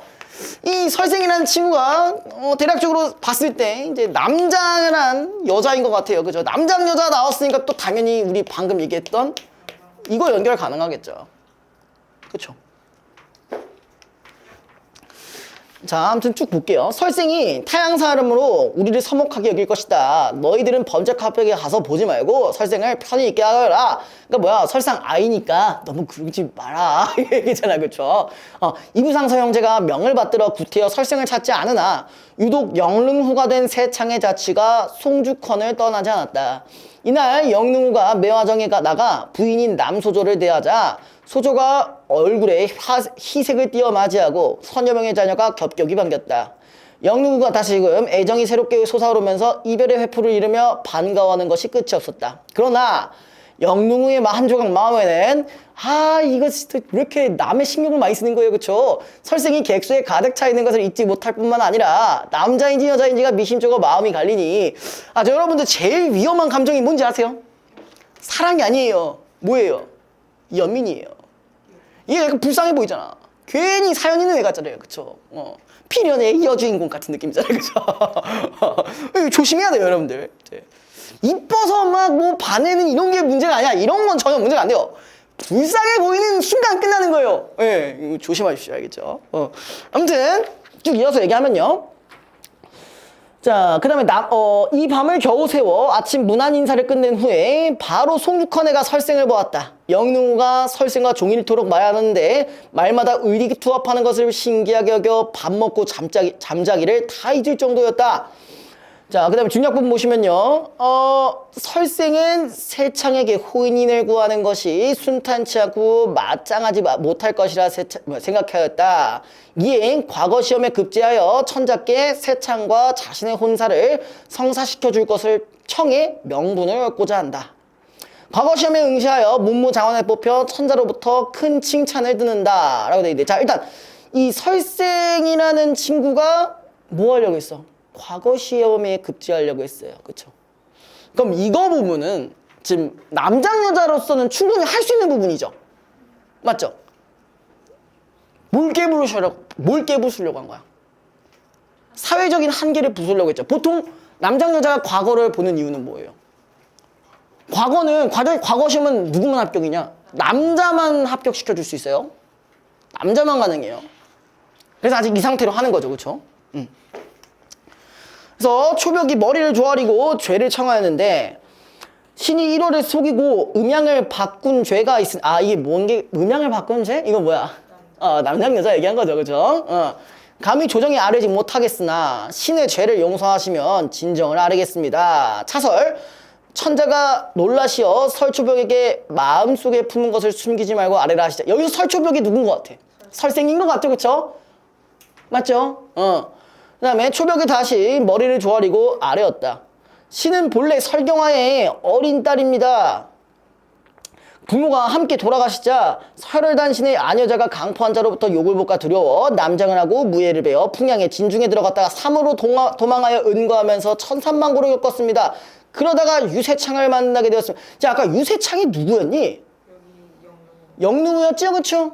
예, 요 친구의 얘기예요, 그쵸? 자, 유세창이 비록 제가 여자인 줄을 알지 못하고 지기로 허락하였으나 설마 몰라서 했겠니? 그죠? 신이 여자의 몸으로 세창과 동행하여 먹고 자기를 한 가지로 하여 싸우니 의리로 다른 사람을 쫓지 못할 것이고 스스로 구하여 유세창에게 시집 간다면은 뽕나무밭과 달빛 아래에서 몰래 만나는 비료한 행실과 다를 것이 없습니다. 그렇게 뜻을 결정하여 인륜을 피하고 몸을 깨끗하게 마치는 게 소원입니다. 라고 되어 있습니다. 그러나 돌아보건대 부모의 혈맥이 다만 신첩의 한 몸에 있기 차마 사사로운 염치와 의리 때문에 죽어 종족을 멸망시키고 후사를 끊게 하는 죄인이 되지는 못할 것입니다. 이게 결론적으로 뭐야? 둘이 결혼할 건데 좀 허락해 주십시오. 이거잖아, 그죠? 온갖 계책을 넘기시고요. 생각해도 방법이 없으나 그에게 생각하건대 폐하께서는 만민의 부모가 되시니 반드시 신첩의 사정을 불쌍히 여기시고 윤리를 완전케 해주실 것 같았습니다. 그런 까닭에 1만 번 죽기를 무릅쓰고 감히 박목의 이름을 걸어 성총을 어지럽게 함으로써 저의 진정한 회포를 아릅니다. 그러니까 여기서 결론적으로 뭐야? 둘이 천자께 허락을 받음으로써 둘이 결혼할 수 있게끔 해달라는 얘기였잖아요. 그쵸?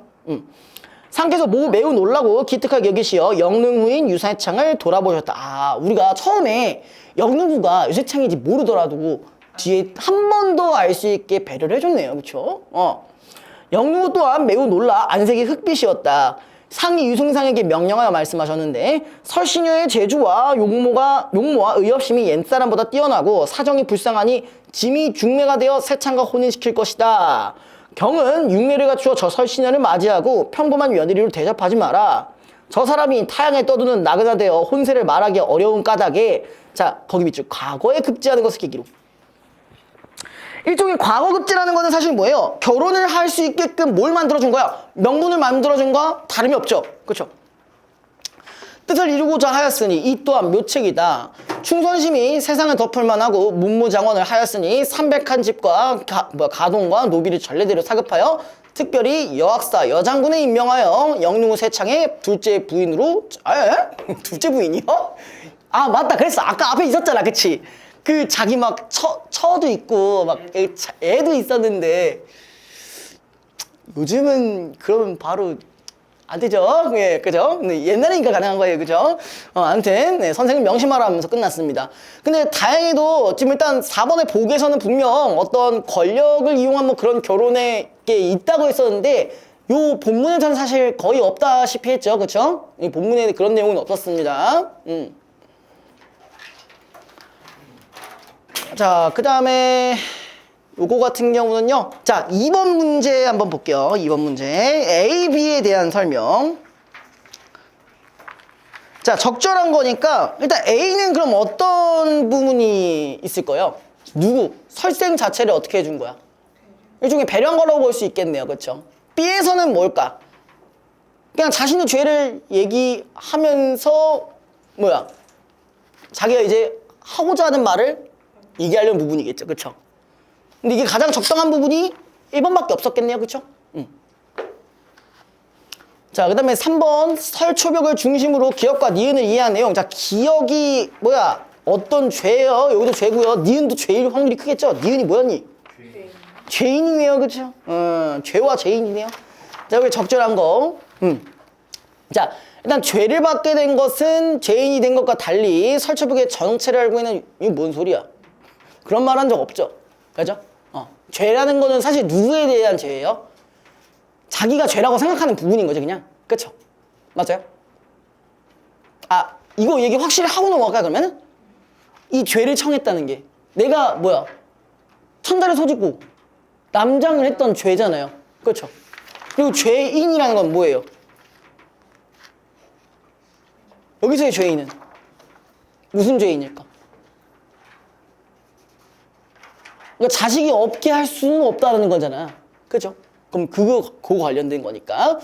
자, 아무튼, 자, 죄인에 이르게 된 것은 기억을 청한 것과 달리가 아니잖아. 그죠? 달리랑 아니고 연관이 되어 있잖아요. 그죠? 그럼 이것도 아닐 거고. 3번, 유세창에 대한 불신 자체가 없죠. 이건 넘어가시고. 자, 설초벽은 죄인이 되지 않기 위해서, 죄를 스스로 선택하였다.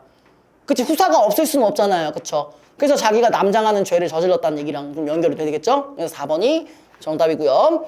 자, 그 다음에 4번 문제 볼게요. 자, 선지부터 바로 보겠습니다. 설초벽이 유세창과 허물없는 직위의 관계를 맺기 위해 남장을 하는 모습은 아니었잖아. 그럼 뭐라고 바꿔주시는 게 조금 더 좋을 것 같아요? 남장을 했기 때문에 직위의 관계를 맺은 거겠죠. 그렇죠? 여자인 거 들키면 안 되니까. 그죠?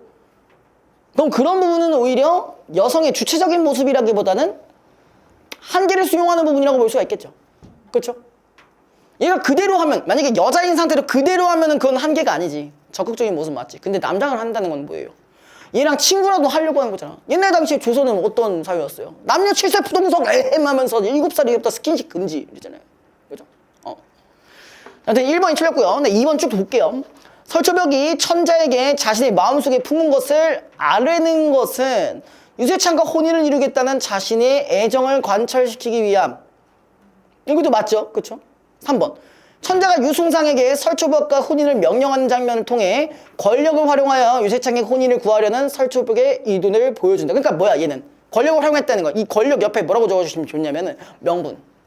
명분이 생겼잖아. 그치? 황제가 직접 해주면 명분이잖아. 왜? 황제는 모든 사람의 부모라며. 그죠? 4번. 과거에 급제하여 방목의 이름을 올린 설초벽의 모습은 욕망을 충족하기 위해 스스로의 한계를 극복하려는 적극적인 여성의 태도. 그거 자체는 맞죠. 다만 사회적인 한계를 수용했다는 부분은 연결 가능하죠. 이렇게도 연결시키면 좋고요. 자, 5번. 설초벽이 스스로 구하여 유세창에게 시집이 가는 것을 비루한 행실과 다를 것이 없다고 여기는 것에서 당시의 제도적 관습에 구속되어 있던 여성의 지위를 알 수 있다. 그치? 만약에 그냥 여성인 거 밝히고 그랬으면은 조금 안 좋게 보일 수 있어. 아, 요즘은 아니에요. 옛날에 그랬다는 거예요. 그쵸? 네. 근데 사실 뭐 내용 자체가 어렵지는 않았습니다만 제가 말씀드렸던 이런 구조적인 부분들, 그죠? 특히 피카레스크와 옴니버스 구성, 작년에는 옴니버스 구성이 주로 나왔기 때문에 이번에 이쪽을 좀 기억을 해두시고, UC3 대록이라는 자체가 어쨌든 다 결혼과 관련된 갈등이 일어나고 있었습니다. 근데 이게 지금 이런 말이 여기에선 이게 나오지는 않았어요. 그쵸? 근데 우리가 이걸 조금 더 바꿔보자면요, 하나 더 추가해보자면은 어떤 사회적 한계도 있잖아요. 그쵸? 맞죠? 우리 사회적인 한계를 어찌 보면 여기에서는 이걸 거부한 거잖아.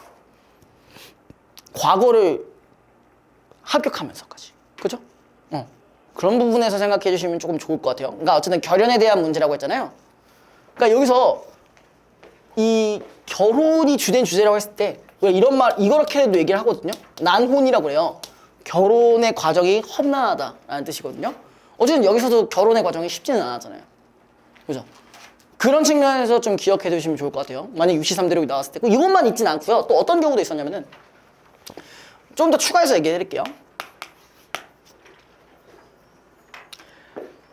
얘는 방금 여장 남장, 아니 뭐 여장 남장, 남장 여자, 남장을 통해서 이제 해결을 했다면은 이번에 어떤 경우가 있었냐면, 저도 이제 명확히 인물까지 쏙쏙들이 기억하지는 않지만 어떤 여성이 있었습니다.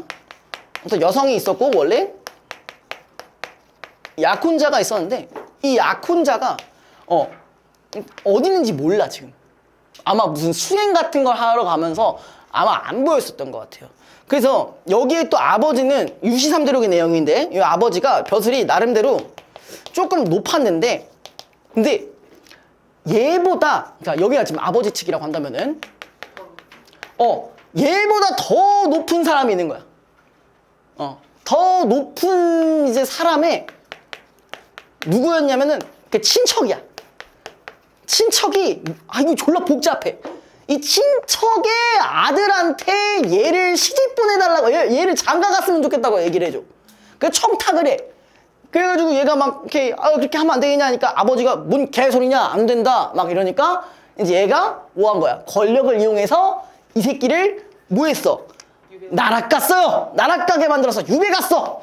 뭐로 인해서 이 씨새끼들이 권력을 이용해서 유배를 가버렸어요. 사실 사형당할 뻔했는데 그것도 겨우 봐줘가지고 유배 가는 걸로 결정이 난 거야. 그래서 결정이 나가지고 아버지 거의 뒤질 뻔했는데 얘가 어떻게 해줘? 결혼해드릴게. 오케이, 결혼해드릴게. 그래서 아빠는 살려야 될 거 아니에요. 그쵸? 아빠는 살려야 되니까. 그렇게 해가지고 사형당할 뻔하다가 겨우 유배로 이제 바꿨는데. 결혼했는데 유배가. 에? 결혼했는데 유배가. 한다고 일단 한 거야. 준비하겠다고.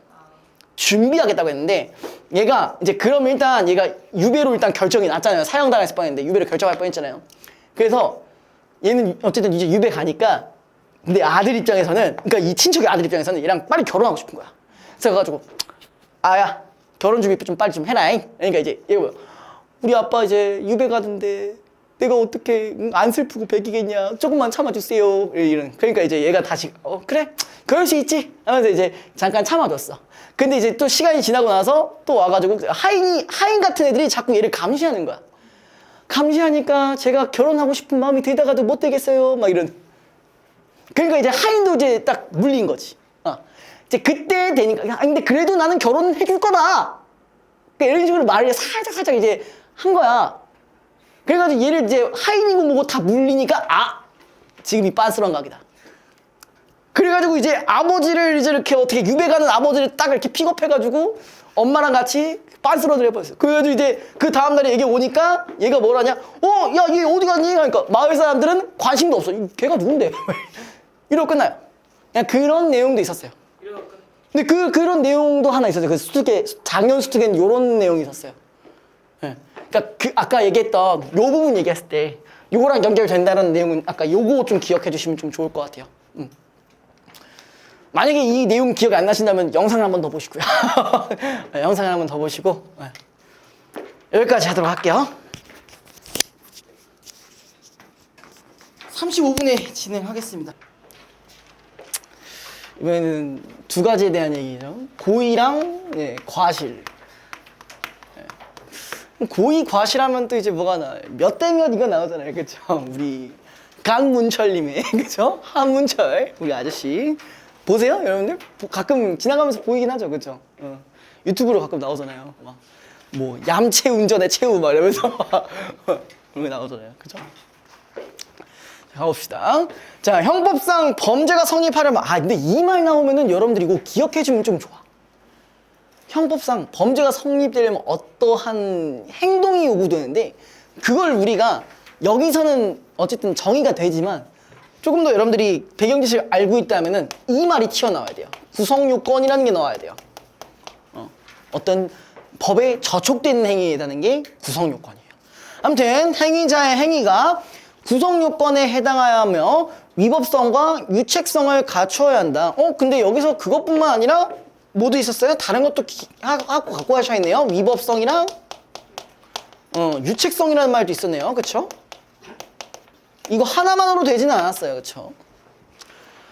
여기서 구성요건이란 형법상 금지되는 행위가 무엇인가를 추상적, 일반적으로 기술해 놓은 것을 말한다라고 돼 있어요. 그러면 여기서 하나 더 갖고 갈 거. 추상적이고 일반적이래요. 그럼 그렇다는 얘기는 그럼 구체적인 내용이 나와 있지는 않는다는 얘기겠네. 그쵸? 맞죠? 자, 그 다음에 자신이 해야 하는 행위가 구성요건에 해당함을 알고도 그 행위를 의도적으로 싫어하는 경우를 고의라고 하고 뭐 요거에 대해서 모르지는 않을 거예요. 그쵸? 고의라는 부분은 무조건 뭐가 있어야 돼요? 의도가 있어야 돼요. 알고도 하는 거야. 그죠? 알고도 의도를 가지고 하는 거 고의라고 하죠. 자, 자신의 행위가 타인의 법익을 해칠 것임을 몰랐더라도 자, 사회적으로 요구되는 주의 의무를 준수하지 못한 것을 과실이라고 한다. 자, 과실은 지금 뭐라고요? 몰라요. 몰랐는데 그래도 어느 정도 법이 허용이 안 되는 부분을 하는 경우인 거죠. 그렇죠? 자, 기억해 보시면 우리 깐문철님 또 나올 때 나왔어요. 그죠? 자동차 운전자가 보복 운전의 목적으로 앞차를 뒤에서 들이받아 추돌 사고를 낸 경우라면은 고의에 의한 범죄 행위에 해당할 수 있다. 그쵸? 남의 차선 막 끼어들었다고 막 개새끼 안 되겠네. 막 너 뒤졌어 이러면서 막 클락션 존나 빵 하면 사양등 존나 막 이거 알아? 혹시 아세요, 님들? 사양등 뭔지 아시죠? 이거 하면은 이제 차 앞에 이제 막 그 눈뽕 막 들어갑니다. 눈 존나 따가워요. 그래서 특히 어떤 경우이냐면은 고속도로 1차선이 이제 특히 아무리 제한 속도가 100이어도 110으로 가야 된단 말입니다. 그게 약간 국룰이에요. 실제로도 그렇게 하라고 하고. 왜냐면 거기가 추월 차선이라서 계속 있으면 안 되거든요. 그래서 최대한 빠르게 치고 나가고 그래서 이제 110으로 해야 되는 경우가 있는데 그런 경우가 있어. 근데 얘가 그 110으로 밟지도 않고 100으로 하고 그냥 자동으로 설정해가지고 가고 있어. 그러면 뒷차 입장에서는 개빡치잖아요. 빨리 안 가냐 하면서 빵까지는 아니더라도 이제 상향등이 있어요. 여기 이렇게 누르면 상향이 빡 들어요. 빡 이게 있어요. 저도 짜증나면 할 때가 가끔 있습니다만 물론 그러면 안 돼요. 네, 그러니까 인성질 같은 거라 하면 안 되지만 아무튼 그랬는데 이제 그 앞차가 이제 빡쳐가지고 이제 갑자기 브레이크를 확 놔버렸어. 그러면 이제 그게 뭐야? 그게 보복 운전이에요. 물론 저도 인성질을 했지만 이제 거기서 너 좆대 봐라 급브레이크 이렇게 해버리면은 이건 보복 운전입니다. 네. 자, 근데 아무튼 이거는 이제 고의에 의한 범죄 행위에 해당할 수 있는데 반면 운전자가 수면 부족으로 피로한 상태에서의 졸음 운전을 하다가 앞차를 뒤에서 들이받는 사고를 낸 경우에는 과실에 의한 범죄 행위. 그럼 얘들 과실도 어떻게 보면 얘도 뭐라고 보긴 해요? 범죄라고도 하죠. 그렇죠? 그러니까 고의든 과실이든 둘 다 범죄입니다. 이해됐어요? 자, 의도적인 규범 불복종에 해당하는 고의에 비해서 과실은 불법성이나 책임의 정도가 약한 것으로 간주된다. 자, 얘는 그러니까 한마디로 범죄이긴 하나 책임을 좀 덜 진다는 얘기예요. 혹시 이런 거 들어보신 적 있어요? 자, 이거 관련된 게 살인이 있고 그 다음에 이게 있어요. 살인은 뭐야? 진짜 얘를 죽이고 싶은 그 의도를 가지고 죽여버린 거죠. 과실치사는 뭐야? 내가 밤에 막 불빛도 들어오지 않는데 운전하고 있었는데 갑자기 그 횡단보도도 아닌 이상한 고속도로에 사람이 지나가고 있어. 그걸 내가 봐가지고 걔가 죽었어. 그건 과실치사예요. 이해됐어요? 똑같이 사람이 죽었다는 행위는 다른 게 아닌데 이게 뭐야? 내가 이걸 의도로 했는지 하고 혹은 의도하지 않았는지에 따라 달라진다는 거예요. 됐어요? 자, 그래서 우리나라는 원칙적으로 거기 동그라미 고의범만을 처벌하되 자, 정상적으로 기울여야 할 주의를 게을리하여 죄의 성립 요소인 사실을 인식하지 못한 행위는 법률에 특별한 규정이 있는 경우에만 처벌한다라고 되어 있대요. 그럼 이 얘기는 무슨 말이에요? 과실 같은 경우는 어떤 경우에만? 특별한 규정이 있는 경우에만 처벌이 가능하대요. 그죠? 이런 경우에만 처벌이 되고 그 외에는 안 된다는 얘기예요. 이해되셨어요? 자, 그 다음에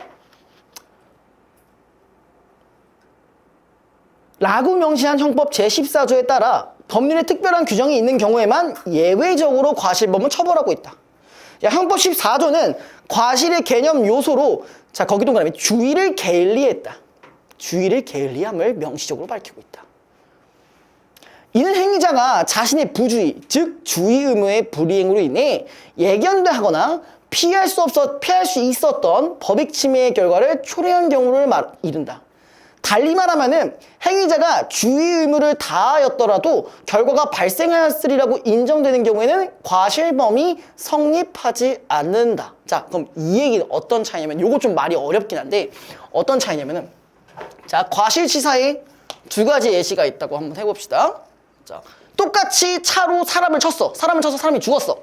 자, 근데 이게 언제냐? 자, 빨간불이고 횡단보도야. 그리고 두 번째는 신호가 없어. 신호가 없는 고속도로야. 자, 어디가 과실치사에 해당하는 걸까? 지금 아까 제가 얘기했었는데 그 과실에 당하면 이 둘 다 해당될 수 있다고 했잖아요. 근데 여기서 실제로 책임을 물어야 되는 건 여기죠. 얘는 빨간불이라는 부분 때문에 주의해야 되고 횡단보도니까 사람이 갈 수 있다는 걸 인지해줘야 되는 거죠. 그럼 여기서는 주의를 안 하게 된 거죠.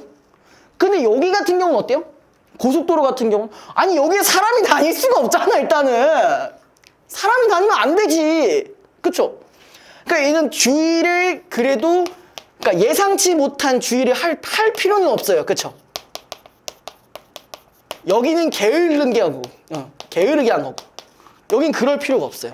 그러니까 이런 두 사례를 따졌을 때는 과실범은 여기에 가깝다는 얘기죠. 이해됐어요? 제가 이걸 왜 알고 있냐면은 제가 유튜브를 많이 보는 편이긴 한데 주로 보는 게 우리 한분철 씨 거 많이 봅니다. 이런 사례가 너무 많아요. 그래가지고 이 왜 그런지 근거까지 이제 나오거든요. 그러니까 가끔 이제 자기 전에 그냥 틀어놓고 자요. 그러다 보니까 저도 옛날에는 사고 정말 많이 내가지고 뭐 사람을 친 적은 없어요. 사람은 친 적 없고 그냥 뭐 주차장 기둥에다가 제 문짝 이렇게 찌그러뜨리고 뭐 그런 적이 있어가지고 그게 이제 대치에서 일어난 일이라서 대치동은 그래서 절대 안 나갑니다. 주차가 너무 무서워요. 아무튼 뭐 그런 적도 있고 뭐 골목길을 가다가 차 하나 한번 긁어먹은 적도 있고 뭐 옛날엔 그랬습니다. 요즘은 그럴 일이 없지만 아무튼 그 어디까지 얘기했죠? 자, 아무튼 그 주의 의무 위반 요 부분이죠. 그래서 따라서 과실범의 성립 요건을 검토하는 과정에서 1차적으로 그 행위와 관련된 주의 의무의 규정을 확인할 필요가 있다. 예를 들어 도로교통법 제31조 1항에서는 모든 차 또는 노면 전차의 운전자는 다음 각 호의 어느 하나에 해당하는 곳에서는 서행해야 한다는 주의 의무를 규정하면서 세부 항목 중 제4호로 가파른 비탈길의 내리막을 명시하였다. 즉 규정이 명시된 장소에서 주행 중인 모든 운전자는 서행해야 할 의무가 있으므로 그렇죠. 비탈길의 내리막을 내가 좀 천천히 안 가면 어떻게 거기 사람 지나가다가 부딪히면 답이 없는 거예요. 그렇게 되면 결국 뭐가 되는 거야? 과실범 되는 거예요. 지금 여기서 규정을 해줬잖아요. 그렇죠? 운전자가 도로에 사람이 있다는 것을 인식하지 못하여 고의가 인정되지 않더라도 가파른 비탈길의 내리막에서 감속하지 않고 주행하다가 교통사고로 사람을 다치게 한 경우라면 과실범으로 인정될 수 있다라서요. 자, 근데 한편이라고 나와 있으니까 일단 세모 쳐주시고요. 한편 법문에서는 정상적으로 기울여야 할 주의라는 개념을 통해 사회생활에서 요구하는 일정한 주의 의무가 있음을 밝혔으나 그 수준과 정도에 대해 무엇을 표준으로 삼을지를 명시하지 않았다. 거기 한번 미주 쳐보자. 무엇을 표준으로 삼을 것을 명시하지 않았다. 자, 이 부분은 우리가 뭐라고 해석이 가능하냐? 여기랑 해석, 여기랑 연결시킬 수 있죠. 추상적이고 일반적이잖아. 명확한 기준이 없잖아요. 표준이 없잖아요. 그죠? 자, 그 다음에 주의 의무의 표준에 대한 견해로 이번엔 여기서는 글의 구조가 이렇게 객관설, 주관설, 정충설들이 있다. 이렇게 세 가지가 있네요. 그쵸? 요것만 딱 하면 끝나겠네요. 객관설은 사회 일반인의 주의 능력을 기준으로 하여 주의 의무 위반의 유무를 판단하려는 견해. 일단 뭐라고요? 일반인이래요. 일반인. 이거 말 자체가 조금 상당히 추상적이네요. 그쵸? 일반인이라는 게 뭐야? 일종의 사회생활을 하는 누구라면? 사람이라면. 그죠? 누구나 해야 되는 주의죠. 그쵸? 자, 아무튼 평균인 표준사료라고도 하는데 이는 주의 의무의 척도가 추상적, 객관적이어야 한다는 것을 전제한 추상적이란 말이 나왔으니까 이거 아까 얘기했던 구성요건이랑 좀 연결이 가능하겠죠. 그렇죠? 과실 유무와 과실의 경중을 판단할 때 행위자의 구체적인 사정이 아니라 일반적인 사람들이 취할 수 있는 주의의 정도를 표준으로 삼는다. 세모 쳐주시고 이거는 항상 예외니까 일반적으로 이렇게 얘기를 했지만 뭐가 있었냐? 의료나 운전 등과 같이 전문화된 업무와 관련된 행위는 동일한 업무와 직종에 종사하는 사람들을 표준으로 삼는다. 그러니까 누구 있었냐면은 자, 얘네들은 누굴 기준으로 한다고? 이 전문 업으로 하는 사람들을 표준으로 한대요. 이게 무슨 말일까요? 표준은 뭐야? 표준. 이게 무슨 말일까? 의료 기준으로 한번 생각을 해보면요. 자, 일반적인 사람들의 척도로는 사실 뭐야? 아무데나 막 이렇게 추월하면 안 되잖아. 근데 어떤 경우는 돼? 119 구급차 같은 경우. 아니면 응급 환자 이송 같은 경우. 그럴 때 어떻게 해? 사이렌 울리면서 막 해주면 막 다 비켜주잖아요. 걔네들에 대한 또 척도가 따로 있다는 거죠. 이해됐어요? 무슨 말이냐, 여기서? 그러니까 일반인으로는 하면 안 되지만 얘네면은 어느 정도 감안할 수 있는 그런 따로 기준이 있다는 거예요. 자, 아무튼 반면 주관설은 객관식 끝났어요. 주관설. 얘는 반대로 뭐겠어요? 일반인의 그게 아니라 구체적인 어떤 사항에 따라 달라질 수 있다. 이런 얘기겠죠. 그래도 좀 더 봅시다.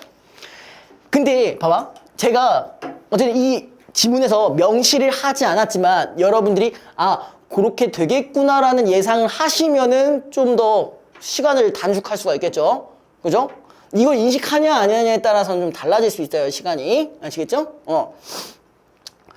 자, 아무튼 주관설은 행위자 개인의 주의 능력을 기준으로 하여 주의 의무 위반 여부를 판단하려는 견해로 행위자 표준설이라고 한다. 그러니까 얘는 뭘 기준으로? 개인을 기준으로. 각 개인. 자, 규칙의 근거가 행위자의 주관적인 요소에 있으므로 주의 의무의 척도로 행위자 개개인의 주의력을 표준으로 하는 구체적 과실을 상정한다. 이는 법규범이 개인에게 불가능한 것을 요구할 수 없음을 전제한다. 자, 이거는 그냥 넘어가면 좀 어려우실 것 같아서 요런 얘기를 한번 해봅시다. 예를 들어서 이 개인이 어떤 사정이 있냐? 뇌질환이 있거나 어떤 심장질환이 있어. 심장질환이 있었는데 근데 여기에서 만약에 갑자기 사고가 났어. 그냥 사고가 난 게 아니라 얘가 잠깐 기절해가지고 그렇게 된다면 이 주관설 입장에서는 어느 정도 과실을 문제 삼지 않을 수 있다는 거야. 아예 문제 삼지 않는다기보다는 조금 줄일 수 있다는 거죠. 무슨 말인지 이해되셨어요? 이해됐어요? 방금 같은 경우는 이랬잖아요. 사람 새끼라면 다 해야 되는 그거라고 한다면은 여기는 개인이 만약에 이런 질환을 가지고 있다면은 약을 먹었음에도 불구하고 이런 사고가 일어났다. 그럼 이거는 과실이라고 보기 좀 어려울 수 있다는 거야. 근데 반대로 이런 질환을 갖고 있는데 약을 제때 먹지 않았다. 그렇다면 다시 과실범으로 판단할 수가 있어요. 네. 자, 한편 절충설은 주의 의무의 정도에 대해서는 일반인을 표준으로 삼되 주의 능력에 대해서 잠깐만 이거는 잘 정리를 하고 넘어가겠네요. 절충은 어떻다고요? 두 가지가 다 들어가는데 지금 두 가지 기준을 잘 갖고 가셔야 돼요. 주의 의무의 정도, 얘는 이제 뭐라고? 일반인에 대해서 얘기를 하고, 그 다음에 뭐가 있었냐면은 주의 능력에 대해선 이거는 이제 개개인으로 갖고 가자는 얘기였어요. 그쵸? 그럼 쉽게 생각하면 이거네. 아, 주의 의무와 주의 능력은 객관적인 입장에서는 무조건 일반인. 그리고 주관설에서는 이 두 개 다 개개인. 절충선은 반반. 이렇게 갖고 가시면 되겠네요. 그죠?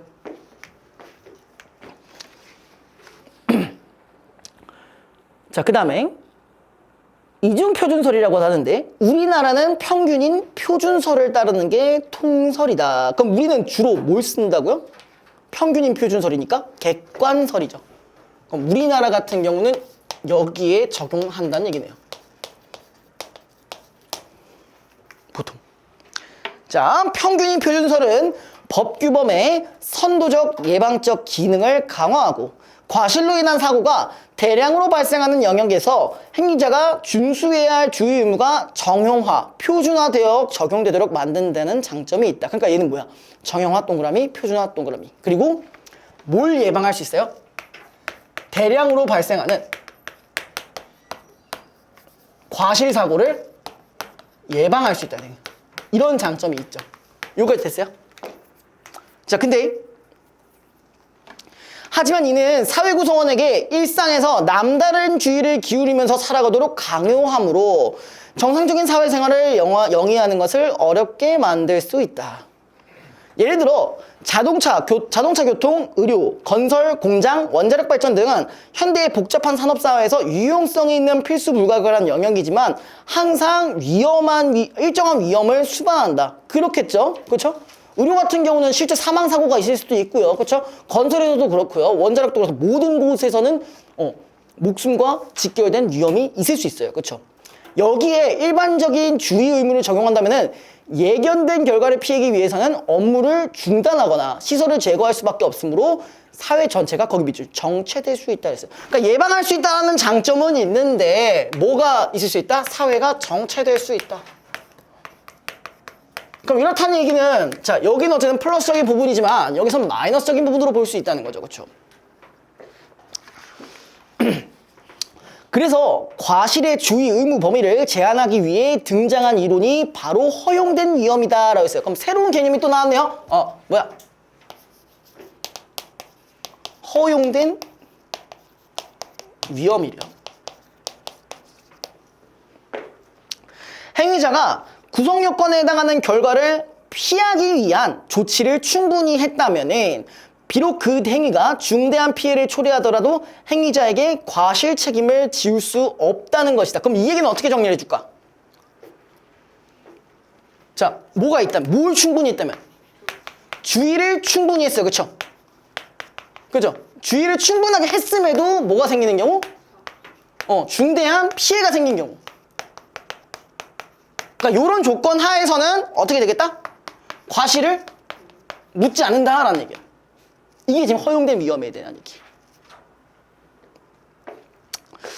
우리 이거랑 관련된 개념이 또 하나가 있긴 해요. 어디서 많이 들어본 거일 수도 있습니다. 긴급피난.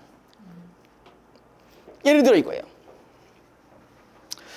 자, 그러니까 제가 지금 차를 만약에 이제 운전하고 있는데 갑자기 바퀴에 이상이 생겼어.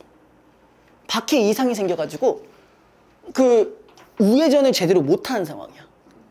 근데 그 우회전을 이제 하게 되면은 그러니까 억지로라도 하면 할 수는 있는데 자 우회전을 만약에 여기서 못하게 되면 30명이 승객이 있는 버스랑 부딪힐 수가 있어. 근데 우회전을 어떻게든 억지로라도 하면은 저 옆에 있는 스타렉스 한 명만 있는 차에 부딪힐 수 있어. 그럼 그렇게 되면 어떻게 선택해야 돼요? 보통 여기를 선택해야죠. 그죠? 그런 경우 우리가 긴급피난이라고 해요. 난 분명 주의를 했잖아. 주의를 했는데 더 어떤 걸 살린 거야? 더 많은 생명을 살린 거잖아요. 그런 경우에는 주의를 충분히 했는데 중대한 피해가 오더라도 과실로 따로 잡지 않는다는 얘기예요. 하나 더 있어요. 어떤 경우가 있냐면은 이거는 이제 그때 당시 비문학 예시에 나왔던 건데 그 한 양식장이 있고 어떤 어선이 하나 있었어요. 근데 그날따라 태풍이 너무 많이 불어가지고 그 어선이 좀 어쩔 수 없이 양식장 근처에 배를 대고 나니까 양식장에 한 3천만 원의 재산 피해가 발생했어요. 근데 이것도 그러면은 그러니까 이걸 물어줘야 되냐? 그렇지 않았대. 왜? 그 배도 보호할 수 있었고 거기는 선원이나 선장 다 보호할 수 있었으니까. 그게 이 부분에 해당하는 내용이에요. 자, 아무튼 쭉 이어서 얘기하면요. 도로교통법이나 의료법에는 위험의 발생 빈도가 높은 영역에 대해 사회생활상 요구되는 주의 의무의 기준을 명문화한 규정이 있는데 규정에 명시된 기준을 충족했는지에 따라 구성 요건의 배제 여부가 결정된다. 예를 들어 의료법에서는 의사가 환자에게 수술 전 지켜야 할 주의사항이나 의료 행위에 따른 부작용에 대해 구체적으로 설명하는 의무가 있다고 명시했다. 그럼 이 얘기는 뭐예요? 이렇게 설명을 했다면 다 한 거죠, 일단. 그렇죠? 이러한 명문화된 기준에 따라 행위자가 필요한 안전 조치를 했다면은 주의 의무를 다한 것이므로 그 행위가 법익을 침해했더라도 과실범으로 처벌될 수 없다. 그러니까 예를 들어서 이거잖아. 내가 어쨌든 암 4기 수술을 해주려고 했어. 의사가 이제 그래가지고 너 이거 하다가 죽을 수도 있어. 사망률 35%야. 괜찮겠니? 거기서 동의했어. 그리고 내가 어쨌든 간에 죽지 않기 위해서 모든 그 장비를 다 구비해가지고 잘 해줬어. 근데 죽었어. 그 의사가 살인한 거 아니죠. 그 과실도 아니죠. 분명히 얘기했고 위험성도 고지했어. 근데 죽었다면은 이건 어쩔 수 없는 상황인 거죠. 이건 과실이라고 볼 수는 없는 거죠. 됐어요? 그러니까 한마디로 얘의 핵심은 뭐였냐면은 말 그대로 어떤 명문화된 기준에 대해서 주의를 충분하게 여겼다면 그러면은 따로 과실을 삼지 않는다는 얘기입니다. 이해됐어요? 자, 그 다음에 어디를 하실 거냐면은 3, 4, 5만 딱 하면 끝나겠네요. 네, 3, 4, 5만 딱 해봅시다. 기억 디귿의 사례를 이해한 내용을 적절하고 제 기억이 뭐였냐? 그럼 요거는 기억은 이렇게 정리를 할 수 있겠네요. 여러분들 문제 풀 때 좀 주의하셔야 될 부분. 자, 굳이 이렇게 나왔는데 내용이 너무 길다. 이러면 이렇게 정리해 주실 수 있겠죠? 얘는 기억은 고의죠. 맞죠? 네, 니은은 과실이었죠. 자, 그 다음 디귿이 뭐였나? 요거 같은 경우는 뭐야? 이거네요. 어떤 기준이 명시된 과실범이네요. 그죠? 자, 그 다음 여기 길 관련해서 가장 적절한 겁니다. 자, 1번 의도적으로 사고로 인한 기억의 운전자와 달리 비의도적으로 사고를 낸 이연의 운전자는 구성 요건에서 제외된다? 구성 요건에 해당하는 거잖아요. 그렇죠? 제외될 수 없죠. 됐죠? 됐어요? 2번 기억의 운전자와 니은의 운전자가 사고를 낸 이유를 기준으로 비교했을 때 니은의 행위가 기억의 행위보다 불법성이나 책임의 정도가 더 약한 것으로 간주될 수 있다. 또 아까 얘기했었잖아요. 뭐가 어디 있었냐? 제가 아까 써둔 거 있었는데 안 썼나? 없었나요? 여기서 있네요. 책임이 좀 덜한다. 그지? 불법적인 것도 좀 덜하고. 2번이 정답이네요. 이거 다른 선지하신 분? 몇 번? 3번 볼게요. 자, 니은의 운전자가 자신이 수면 부족으로 필요한 상태임을 자각하고 있었다면은 예견된 사고를 피할 의무를 다하지 않았으므로 고의범으로 인정될 수 있다. 자, 자각하고, 고의범? 근데 애초에 니은은 뭐라고 했어? 뭐라고 확정을 지어서 지금 아까? 과실범으로 확정을 지었죠. 그쵸? 무슨 말인지 이해됐어요? 그러니까 지금 니은의 어떤 예외사항을 가지고 갖고 가자는 게 아니라 니은 애초에 저걸로 정했기 때문에 저걸로 주의 의무 위반이기 때문에 어떤 의도를 가지고 나 졸려 이러면 나 졸래 일부러 의도를 가지고 존 건 아니잖아요. 그쵸? 네. 그러니까 3번은 틀렸습니다. 다른 것도 있어요? 다른 선지? 없으세요? 넘어가도 돼? 자, 네, 4번 볼게요. 아이고, 사례가 딱 2개가 있는데. 자, 우리가 이거를 미리 파악해 두시는 게 좋겠죠. 그쵸? 법 같은 경우는 특히 뭐가 많이 나와? 사례가 너무 많이 나와요. 그쵸?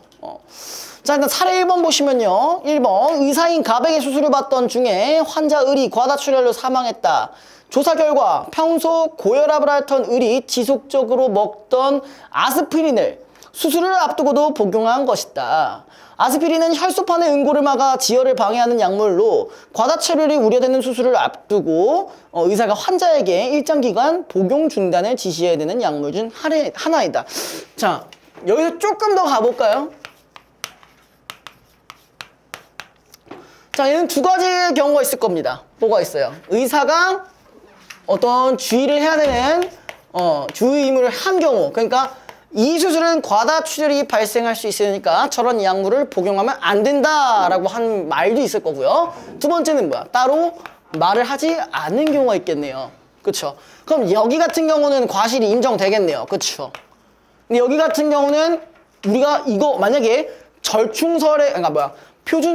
이거죠. 객관설에 있지만 그래도 이걸 갖고 간다면은 그럼 어느 정도 과실이 없다라고도 판단할 수가 있는 부분이겠네요. 그쵸? 그럼 얘는 과실이 없을 수도 있다. 만약에 어떤 걸 기반한다면 허용된 위험을 기반으로 한다면. 자, 그다음에 사례 2번 봅시다. 자, 숙련된 택시기사인 병은 일단 숙련됐다고 일단 동그라미 한번 쳐봅시다. 자, 택시기사에게 요구되는 주의를 기울이며 안전운전을 하고 있었다. 보행자가 다닐 수 없는 자동차 전용 도로에서 규정 속도에 맞게 운전하던 중 중앙분리대의 덤불 속에 숨어 있다가 갑자기 도로로 뛰어든 행인. 아이씨, 이거 어쩌라는 거야. 야, 이거 어떻게 할 수가 없잖아. 아유, 뭐 주의할 수 있어? 제가 방금 얘기했던 사례랑 똑같죠. 아씨, 이건 뭐야. 그래가지고 즉시 급정거를 했는데, 하지만 정이 병의 차 바로 앞에서 뛰어든 탓에 사고를 피할 수가 없었다. 자, 일단 사례 2에서는 뭘로 분석하시면 더 좋을까요? 제가 아까 설명드렸던 부분. 자, 여기는 어쨌든 명시된 주의를 해야 될 기준이 있었습니다. 그죠? 근데 여기서 같은 경우 어땠어요? 사례 2에서는 주의할 기준이 없어요. 그죠? 근데 또 이제 선제에서 좀 다르게 얘기할 수 있는 부분이 있겠죠. 하필 여기서도 뭐라고 했어? 객관설에 따르면 이렇게 나와 있네. 그죠? 허용된 위험도 있네요. 한번 볼게요. 자, 1번 객관설에 따르면은 사례 1의 갑이 실수로 을에게 수술 전 주의사항 중 복용금지 약물에 대해 안내하지 않은 경우라면 갑의 과실 책임이. 그렇지, 말 안 했잖아. 이거 됐죠? 이거 맞고. 2번 허용된 위험 이론에 따르면은 사례 1이 갑이 복용 중단을 지시했으나 을이 이를 어기고 몰래 약먹을. 야, 그럼 이거는 내 잘못 아니잖아. 난 말했잖아. 그쵸? 그럼 갑의 과실 책임이 인정되지 않는다. 맞는 말이죠. 3번 객관설에 따르면 사례 2의 병이 숙련된 택시기사라는 행위자의 구체적인 사정을 배제해야 함. 일단 객관설에 따르면 구체적인 사정은 배제해야 하는 것까지는 맞죠? 맞죠? 택시 운전 업무에 종사하지 않는 일반인들의 주의력을 기준으로 삼아. 야, 일반인들의 주의력을 기준으로 삼아도 쟤는 못 피해. 피할 수 있어요? 운전해본 적은 없지만 저거 피할 수는 없겠죠? 그쵸? 아니, 자동차 전용 도로에 사람 다니면 안 되잖아. 오토바이도 다니면 안 돼요. 근데 거기에 덤불 속에 빡! 이 미친놈이잖아, 이거. 뭐가 안 돼요. 일반인에게 주의력을 기준으로 삼아도 과실 책임이 인정이 안 되는 게 정답이 3번이 정답이죠. 그쵸? 혹시 다른 선제 하신 분 있어요? 요건 좀 제가 쳐드릴게. 뭐 없어요? 다 누가 봐도 3번이다. 맞아? 틀리신 분 없어요? 다행이네요. 여러분들은 운전 잘 할 수 있겠네요. 네? 이거 어이가 없어요. 덤불 속에 왜 나와? 짜잔 하면서 태어나는 거 이상하잖아요. 그죠? 4번. 자, 허용된 위험 이론에 따르면 4, 5번도 쭉 해볼게요. 허용된 위험 이론에 따르면은 사례 2의 병은 정이 등장할 가능성을 예견할 수 없는 상황에서도 필요한 안전조치를 충분히 했음. 그치, 얘 어떤 부분에서 필요한 안전조치 뭐가 있었어요? 규정 속도에 맞게 운전했잖아요. 그쵸? 그걸 충분히 했으므로 병의 과실 책임이 인정되지 않는다. 이것도 맞는 말이고요. 자, 5번 주관설에 따르면은 사례 1의 갑과 사례 2의 병 모두 동일 업무의 종사자들과 비교하지 않고 행위자 개인의 주의력을 기준으로 삼아 경중을 판단하다. 이거는 맞는 말이겠네요. 근데 이런 경우가 있습니다. 만약에 지 사례 2에서 내가 과속을 해서 이 사람을 치었다고 했을 때도 그의 과실이 인정되지 않는 경우도 종종 있어요. 왜 그러냐면은 자 만약에 이 사람을 인지하고 나서 이게 인지하는 시간과 행동하는 시간이 각각 1초 1초래요.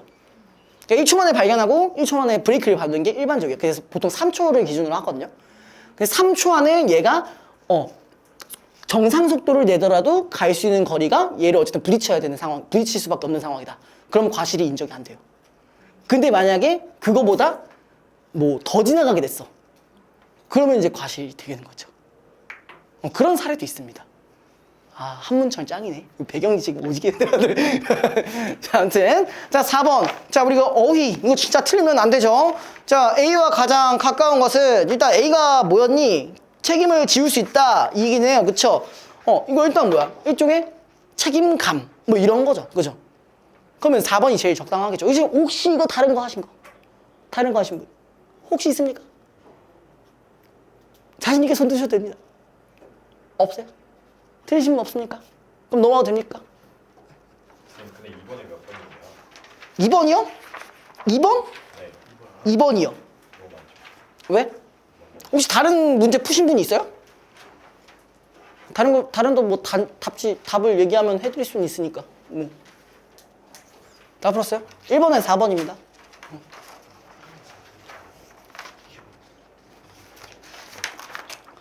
자, 이제 마지막.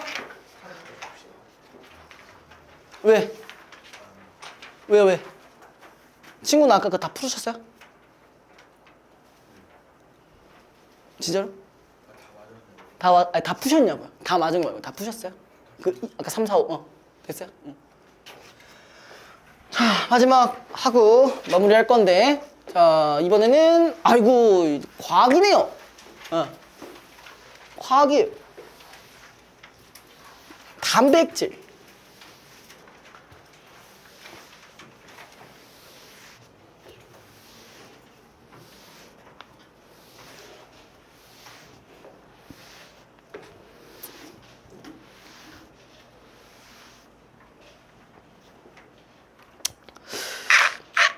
어우씨. 자, 가볼게요. 단백질은 세포 내에서 가장 다양하고 중요한 기능을 가지는 고분자 화합물로서 자, 얘의 기능이 이렇게 있습니다. 생체 반응을 중개하며 그 다음에 질서 유지, 요게 두 번째겠죠. 생체 반응 중개 첫 번째, 질서 유지 두 번째.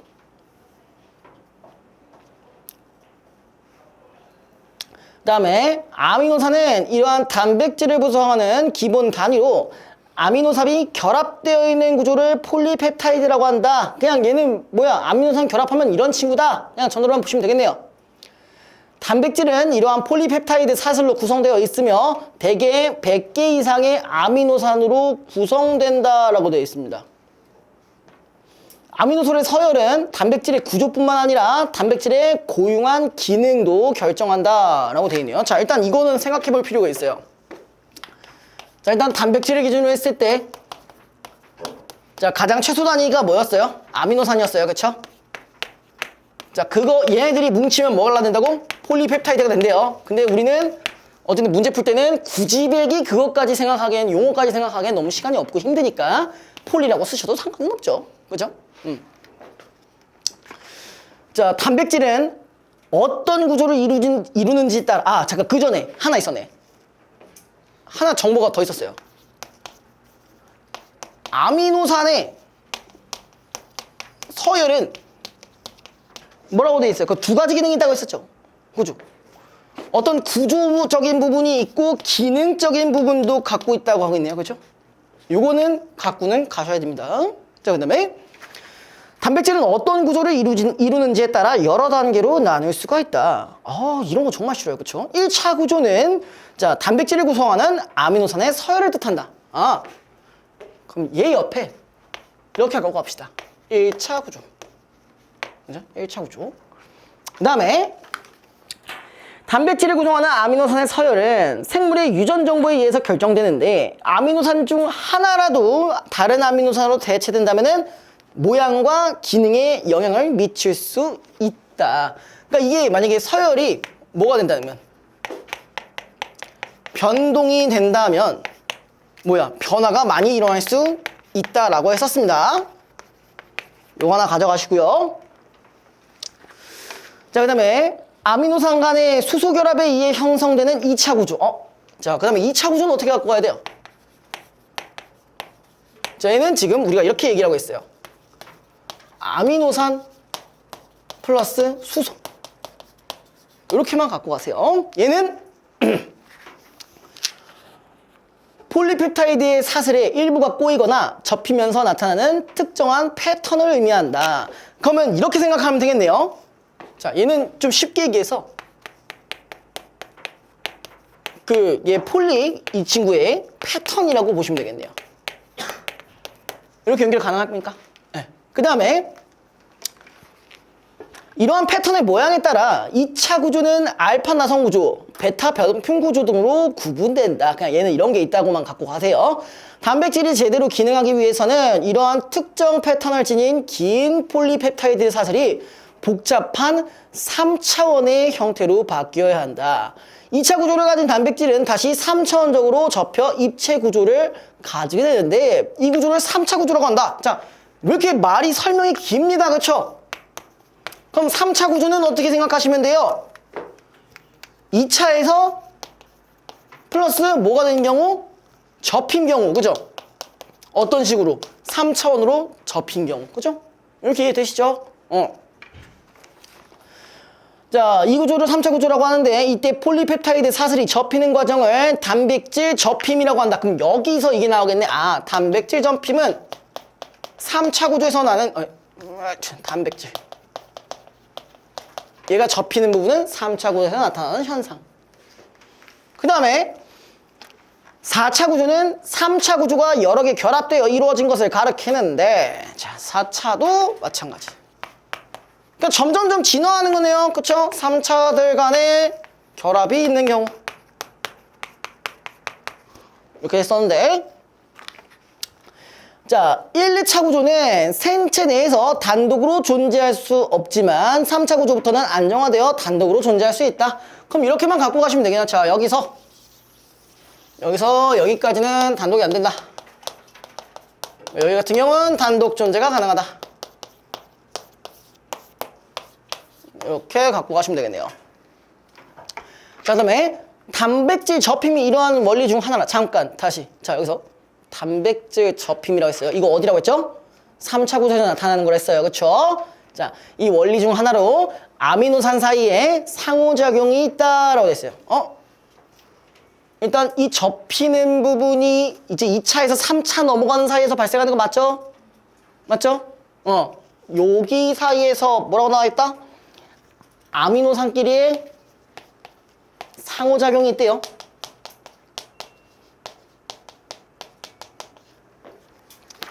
자, 얘는 아미노산에는 물과 강한 친화력을 가진 친수성 아미노산과 물을 싫어하는 성질을 가진 소수성 아미노산이 있는데 폴리펩타이드 사슬에는 친수성 아미노산이 촘촘하게 존재하는 부분과 소수성 아미노산이 모여있는 부분이 혼재되어 있다.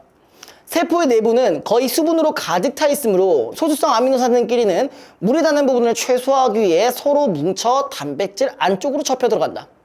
이러한 과정과 수소 결합 등의 여러 가지 힘의 사공화 작용하여 폴리펩타이드 사슬이 완전히 접혀 3차 구조를 이루게 되면은 각 단백질 고유의 구조를 형성하게 된다. 그러니까 어쨌든 간에 이 말이 나왔다라는 거는 자, 두 가지 타입 때문인 거죠. 천수성과 소수성 단백질이 각각 얘는 물을 싫어하잖아. 그쵸? 그러니까 이런 구조로 인해서 각각 따로따로 모여 있는 거잖아요. 그걸로 인해서 얘는 별개로 어떻게 될 수 있어? 얘는 변형이 좀 더 쉽겠죠. 근데 얘는 변형을 좀 안 하려고 하겠지. 그걸로 인해서 접힘이 발생할 수 있다는 거죠. 이거 이해됐어요? 괜찮아? 이거 괜찮아? 자, 이때 열 충격 단백질이라고 알려진 샤페론이 폴리펩타이드 사슬과 상호작용하여 단백질 접힘에 관여하기도 한다. 갑자기 뭐가 나왔어? 샤페론이라는 게 나왔어요. 얘가 뭐 하는 친구인지만 좀 알고 가는 게 좋겠네요. 그쵸?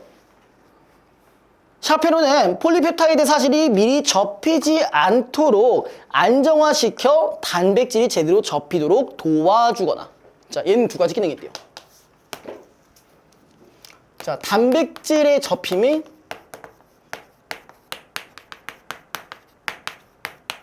도움을 주기도 하고, 그 다음에 두 번째 밑에 잘못 접힌 단백질이 다른 단백질과 응집되어 만들어진 응집체의 분해를 좀 돕는 등의 역할. 그럼 이런 얘기는 뭐야? 잘못되어 있는 경우, 잘못된 결과인 경우 뭐 해준다고요? 분해를 해준다고요. 도와주거나 분해해주거나 둘 중에 하나네요. 그죠? 자, 이러한 단백질의 접힘은 복잡한 과정이므로 부적절하게 접힌 분자들이 만들어지기도 한다. 잘못 접힌 단백질은 보통 세포 내에서 분해된다. 잠깐 뭐가 났어? 잘못 접힌 단백질은 세포 내에서 분해된다. 이거 누구에 의해서 된다고? 샤페론에 의해서 된다고. 그렇게 연결시켜주면 돼요. 자, 근데 노화 등의 이유로 세포 내부나 외부에 쌓이기도 한대요. 이처럼 잘못 접힌 단백질이 쌓이게 되면 병을 유발할 수가 있다. 예를 들어 알츠하이머 병은, 알츠하이머 뭔지 아세요? 그냥 기억 안 나네잖아. 맨날 이거 한번 얘기해놓고 10분 뒤에 기억이 안 나. 내 얘기인 것 같기도 한데 잘 기억 못하고. 정산 단백질이 비정상적 과정을 거쳐 잘못 접힌 독특한 입체 형태가 누적되면, 그러니까 잘못된 게 누적되면, 그럼 여기서 누적되면 어떻게 된다는 거예요? 쌓이게 되면은 독성이 생긴대요. 그죠? 독성이 생길 수 있고, 그 다음에 정산 단백질의 작용을 막아. 그러니까 정상 작용이 안 되는 경우도 있다는 얘기예요. 그죠? 그래서 이런 것들을 막아 발생하는 것으로 알려져 있다. 자, 한편 단백질의 접힘이, 자, 거기 동그라미, 풀리거나 해체되면 어떻게 된다? 변성이 일어난다. 자, 접힘이 이렇게 한번 넘겨볼게요. 풀리게 되면은 어떻게 된다고요? 변성이 일어난대요. 자, 근데 이 변성이 될 수 있는 요소들 중에 하나가 뭐가 있었냐? 열, 강산, 강염기력. 자, 세 가지가 있죠. 열. 근데 이건 두 가지는 그냥 하나로 묶이면 되겠네. 그쵸? 산성도. 맞죠? 이렇게 변환하면 제일 좋겠죠? 뭐 그게 안 되더라도 상관은 없습니다. 산이나 염기에 의해서 바뀌기도 하죠.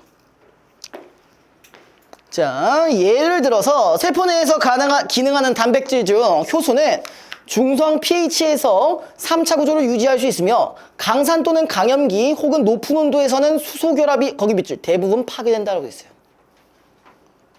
변성이 일어나면은, 자, 거기 동그라미, 아미노산의 서열에는 변함이 없지만, 자, 서열에서는 변함이 없대요. 어떤 경우에? 변성이 일어났을 때. 이게 변화는 일어나지 않지만 2차 및 3차 구조에 손상이 가해져 단백질은 기능을 하지 못한대. 서열 변화는 없지만 기능도 할 수가 없어요.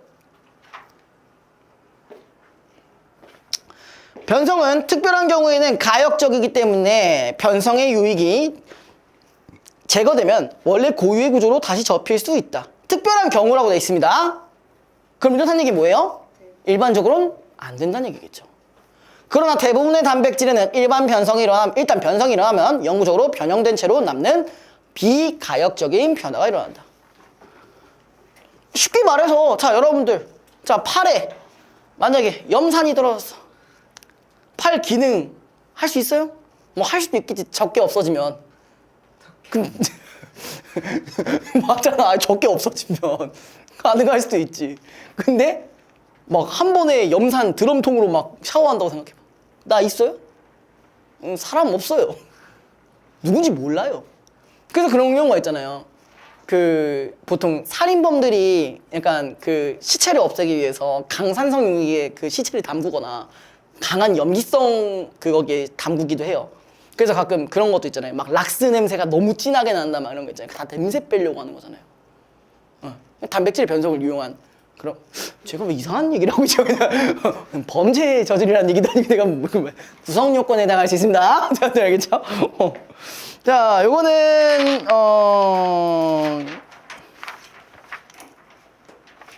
자, 2번, 3번.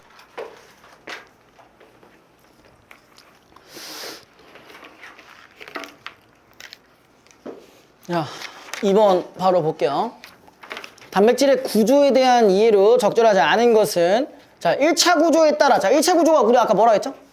아미노산 서열이라고 했죠. 근데 아미노산 서열 같은 경우는 기능이 결정되는 부분 중에 하나라고 말씀드렸어요. 그쵸? 여기 있었죠. 아미노산 서열, 구조와 기능을 결정한다. 그죠?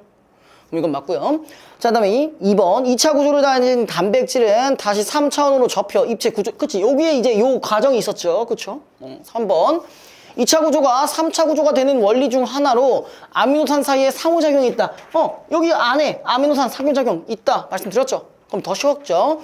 자, 4번 3차 구조는 2차 구조와 달리 구조가 형성될 때 수소 결합에 의한 영향을 받지 않는다? 여기에서 수소 결합과 영향을 받아서 이렇게 되는 거잖아요. 그쵸? 이게 잘못되면 여기서도 안 될 수 있는 거잖아. 그죠? 영향을 받는다. 4번이 정답이고요. 자, 5번 4차 구조는 여러 개의 3차 구조가 결합하여 이건 맞는 말이네요. 자, 그 다음에 3번 볼게요. 자, 달걀 프라이를 만들 때 투명했던 흰자가 새하얗게 변하는 것은 맛있는 거죠. 그쵸? 아, 죄송합니다. 자, 그 부위에 함유된 단백질의 구조가 열에 의해 파괴되어서 서로 응집되면 생기는 현상. 자, 이건 결론적으로 무슨 얘기하는 거예요? 단백질. 변성에 대한 얘기를 하는 거죠. 그죠? 맞죠? 이 부분이죠. 자, 아무튼 1번 적절한 겁니다. 적절. 제가 환자인 것 같아요. 휴가 갔다 온 부작용이랄까요. 그죠? 그러니까 이제 휴가를 갔다 오면은 이게 더 신나야 되는데 이상하게 그러고 나서 일하려고 하면 너무 피곤했어요. 아, 지금은 좀 그래도 많이 괜찮아졌거든요. 그러니까 원래 한 저번 주만 전전주 여러분들이 수업할 때쯤 그때만 해도 이렇게 수업할 때 너무 힘들었단 말이에요. 진짜 완전 번아웃의 끝판왕이 왔었단 말이에요. 진짜. 그러고 나서 이제 딱 쉴 때 잠깐 행복했다가 이제 다시 돌아왔는데 그러니까 제가 이제 화요일부터 일을 다시 재개를 했죠. 화요일날 너무 힘든 거예요. 그리고 그 다음날 수요일날 왔을 때도 그때도 사실 제 컨디션이 아니긴 했어요. 예. 태용 눈치챘니? 어때? 좀 힘들었죠, 그죠? 쉽지 않았습니다. 그래서 그래서 목요일 날도 이제 집에서 하루 종일 누워만 있었어요. 너무 힘들어가지고. 그래가지고 근데 그러고 나서 충분히 쉬고 오늘 왔는데 그래도 오늘은 좀 괜찮은 것 같아요. 역시 리프레시한 기분이 있긴 하지만 부작용이 좀 있을 수 있다, 그죠? 아무튼 환자가 왜 나오나 했는데. 자, 아무튼 자, 흰자의 열이 가해지더라도 흰자의 단백질은 제대로 기능할 수 있다가 안 되죠. 그쵸? 왜? 변성이 일어나면은 서열 변화는 일어나지 않지만 기능도 안 될 수 있다는 거잖아. 그죠? 그 다음에 2번 흰자의 열을 가하는 것을 멈추면 흰자의 단백질은 원래의 구조로 아니 이거 이미 가했는데 어떡할 건데. 그죠? 사람 죽였다고 부활하면 부활할 수 있어요? 말이 오늘 왜 이렇게 극단적이지 오늘? 안 되죠. 그럼 안 되잖아요. 그죠? 죄송해요. 아까 그 교통사고 때문에 그런 게 있었네요. 3번 흰자에 열을 가해 흰자가 새하얗게 변하더라도 흰자의 아미노산의 서열은 변하지 않는다.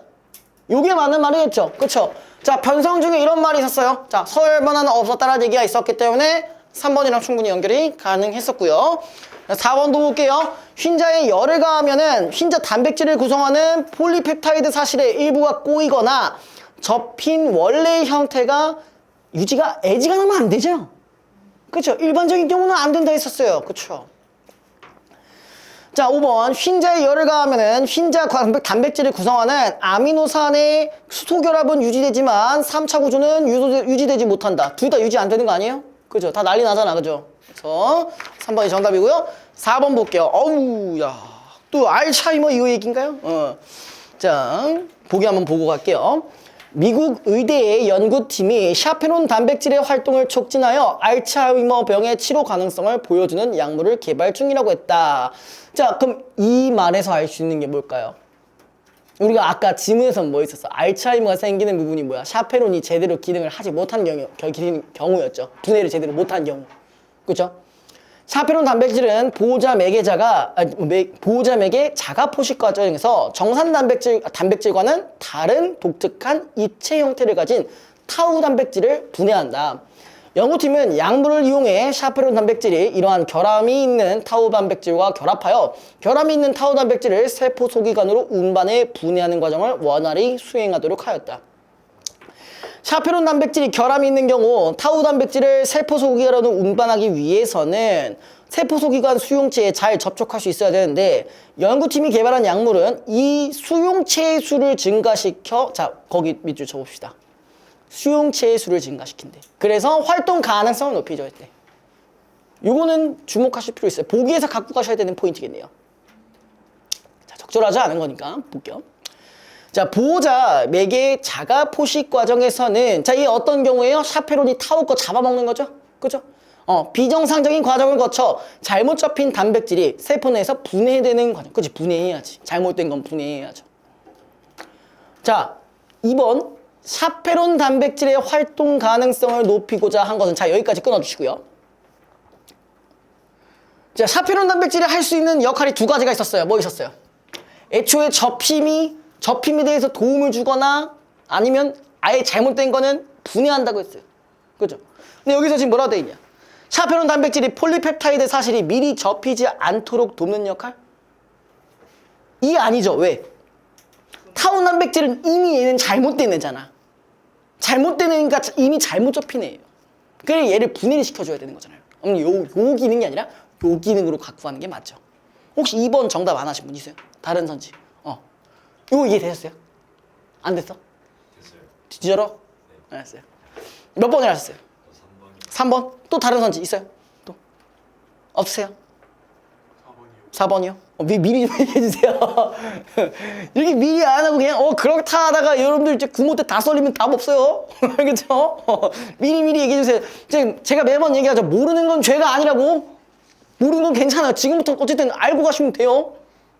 이 말 안 하다가 이제 모의고사 때 나 조졌어요 이러면 이게 안 된다고. 이러면 제 마음이 찢어져요. 네, 알겠죠? 자, 3번 볼게요. 약물을 통해 세포 소기관에 존재하는 수용체의 수를 늘리고자. 아까 수용체의 수를 늘리고자 했다는 건 뭐야? 활동 그 가능성을 높인다고 했었죠. 세포 내부에 쌓인 잘못 접힌 단백질의 분해. 맞네요. 같은 말이네. 그죠? 2번이랑 3번이랑 같은 말이네요.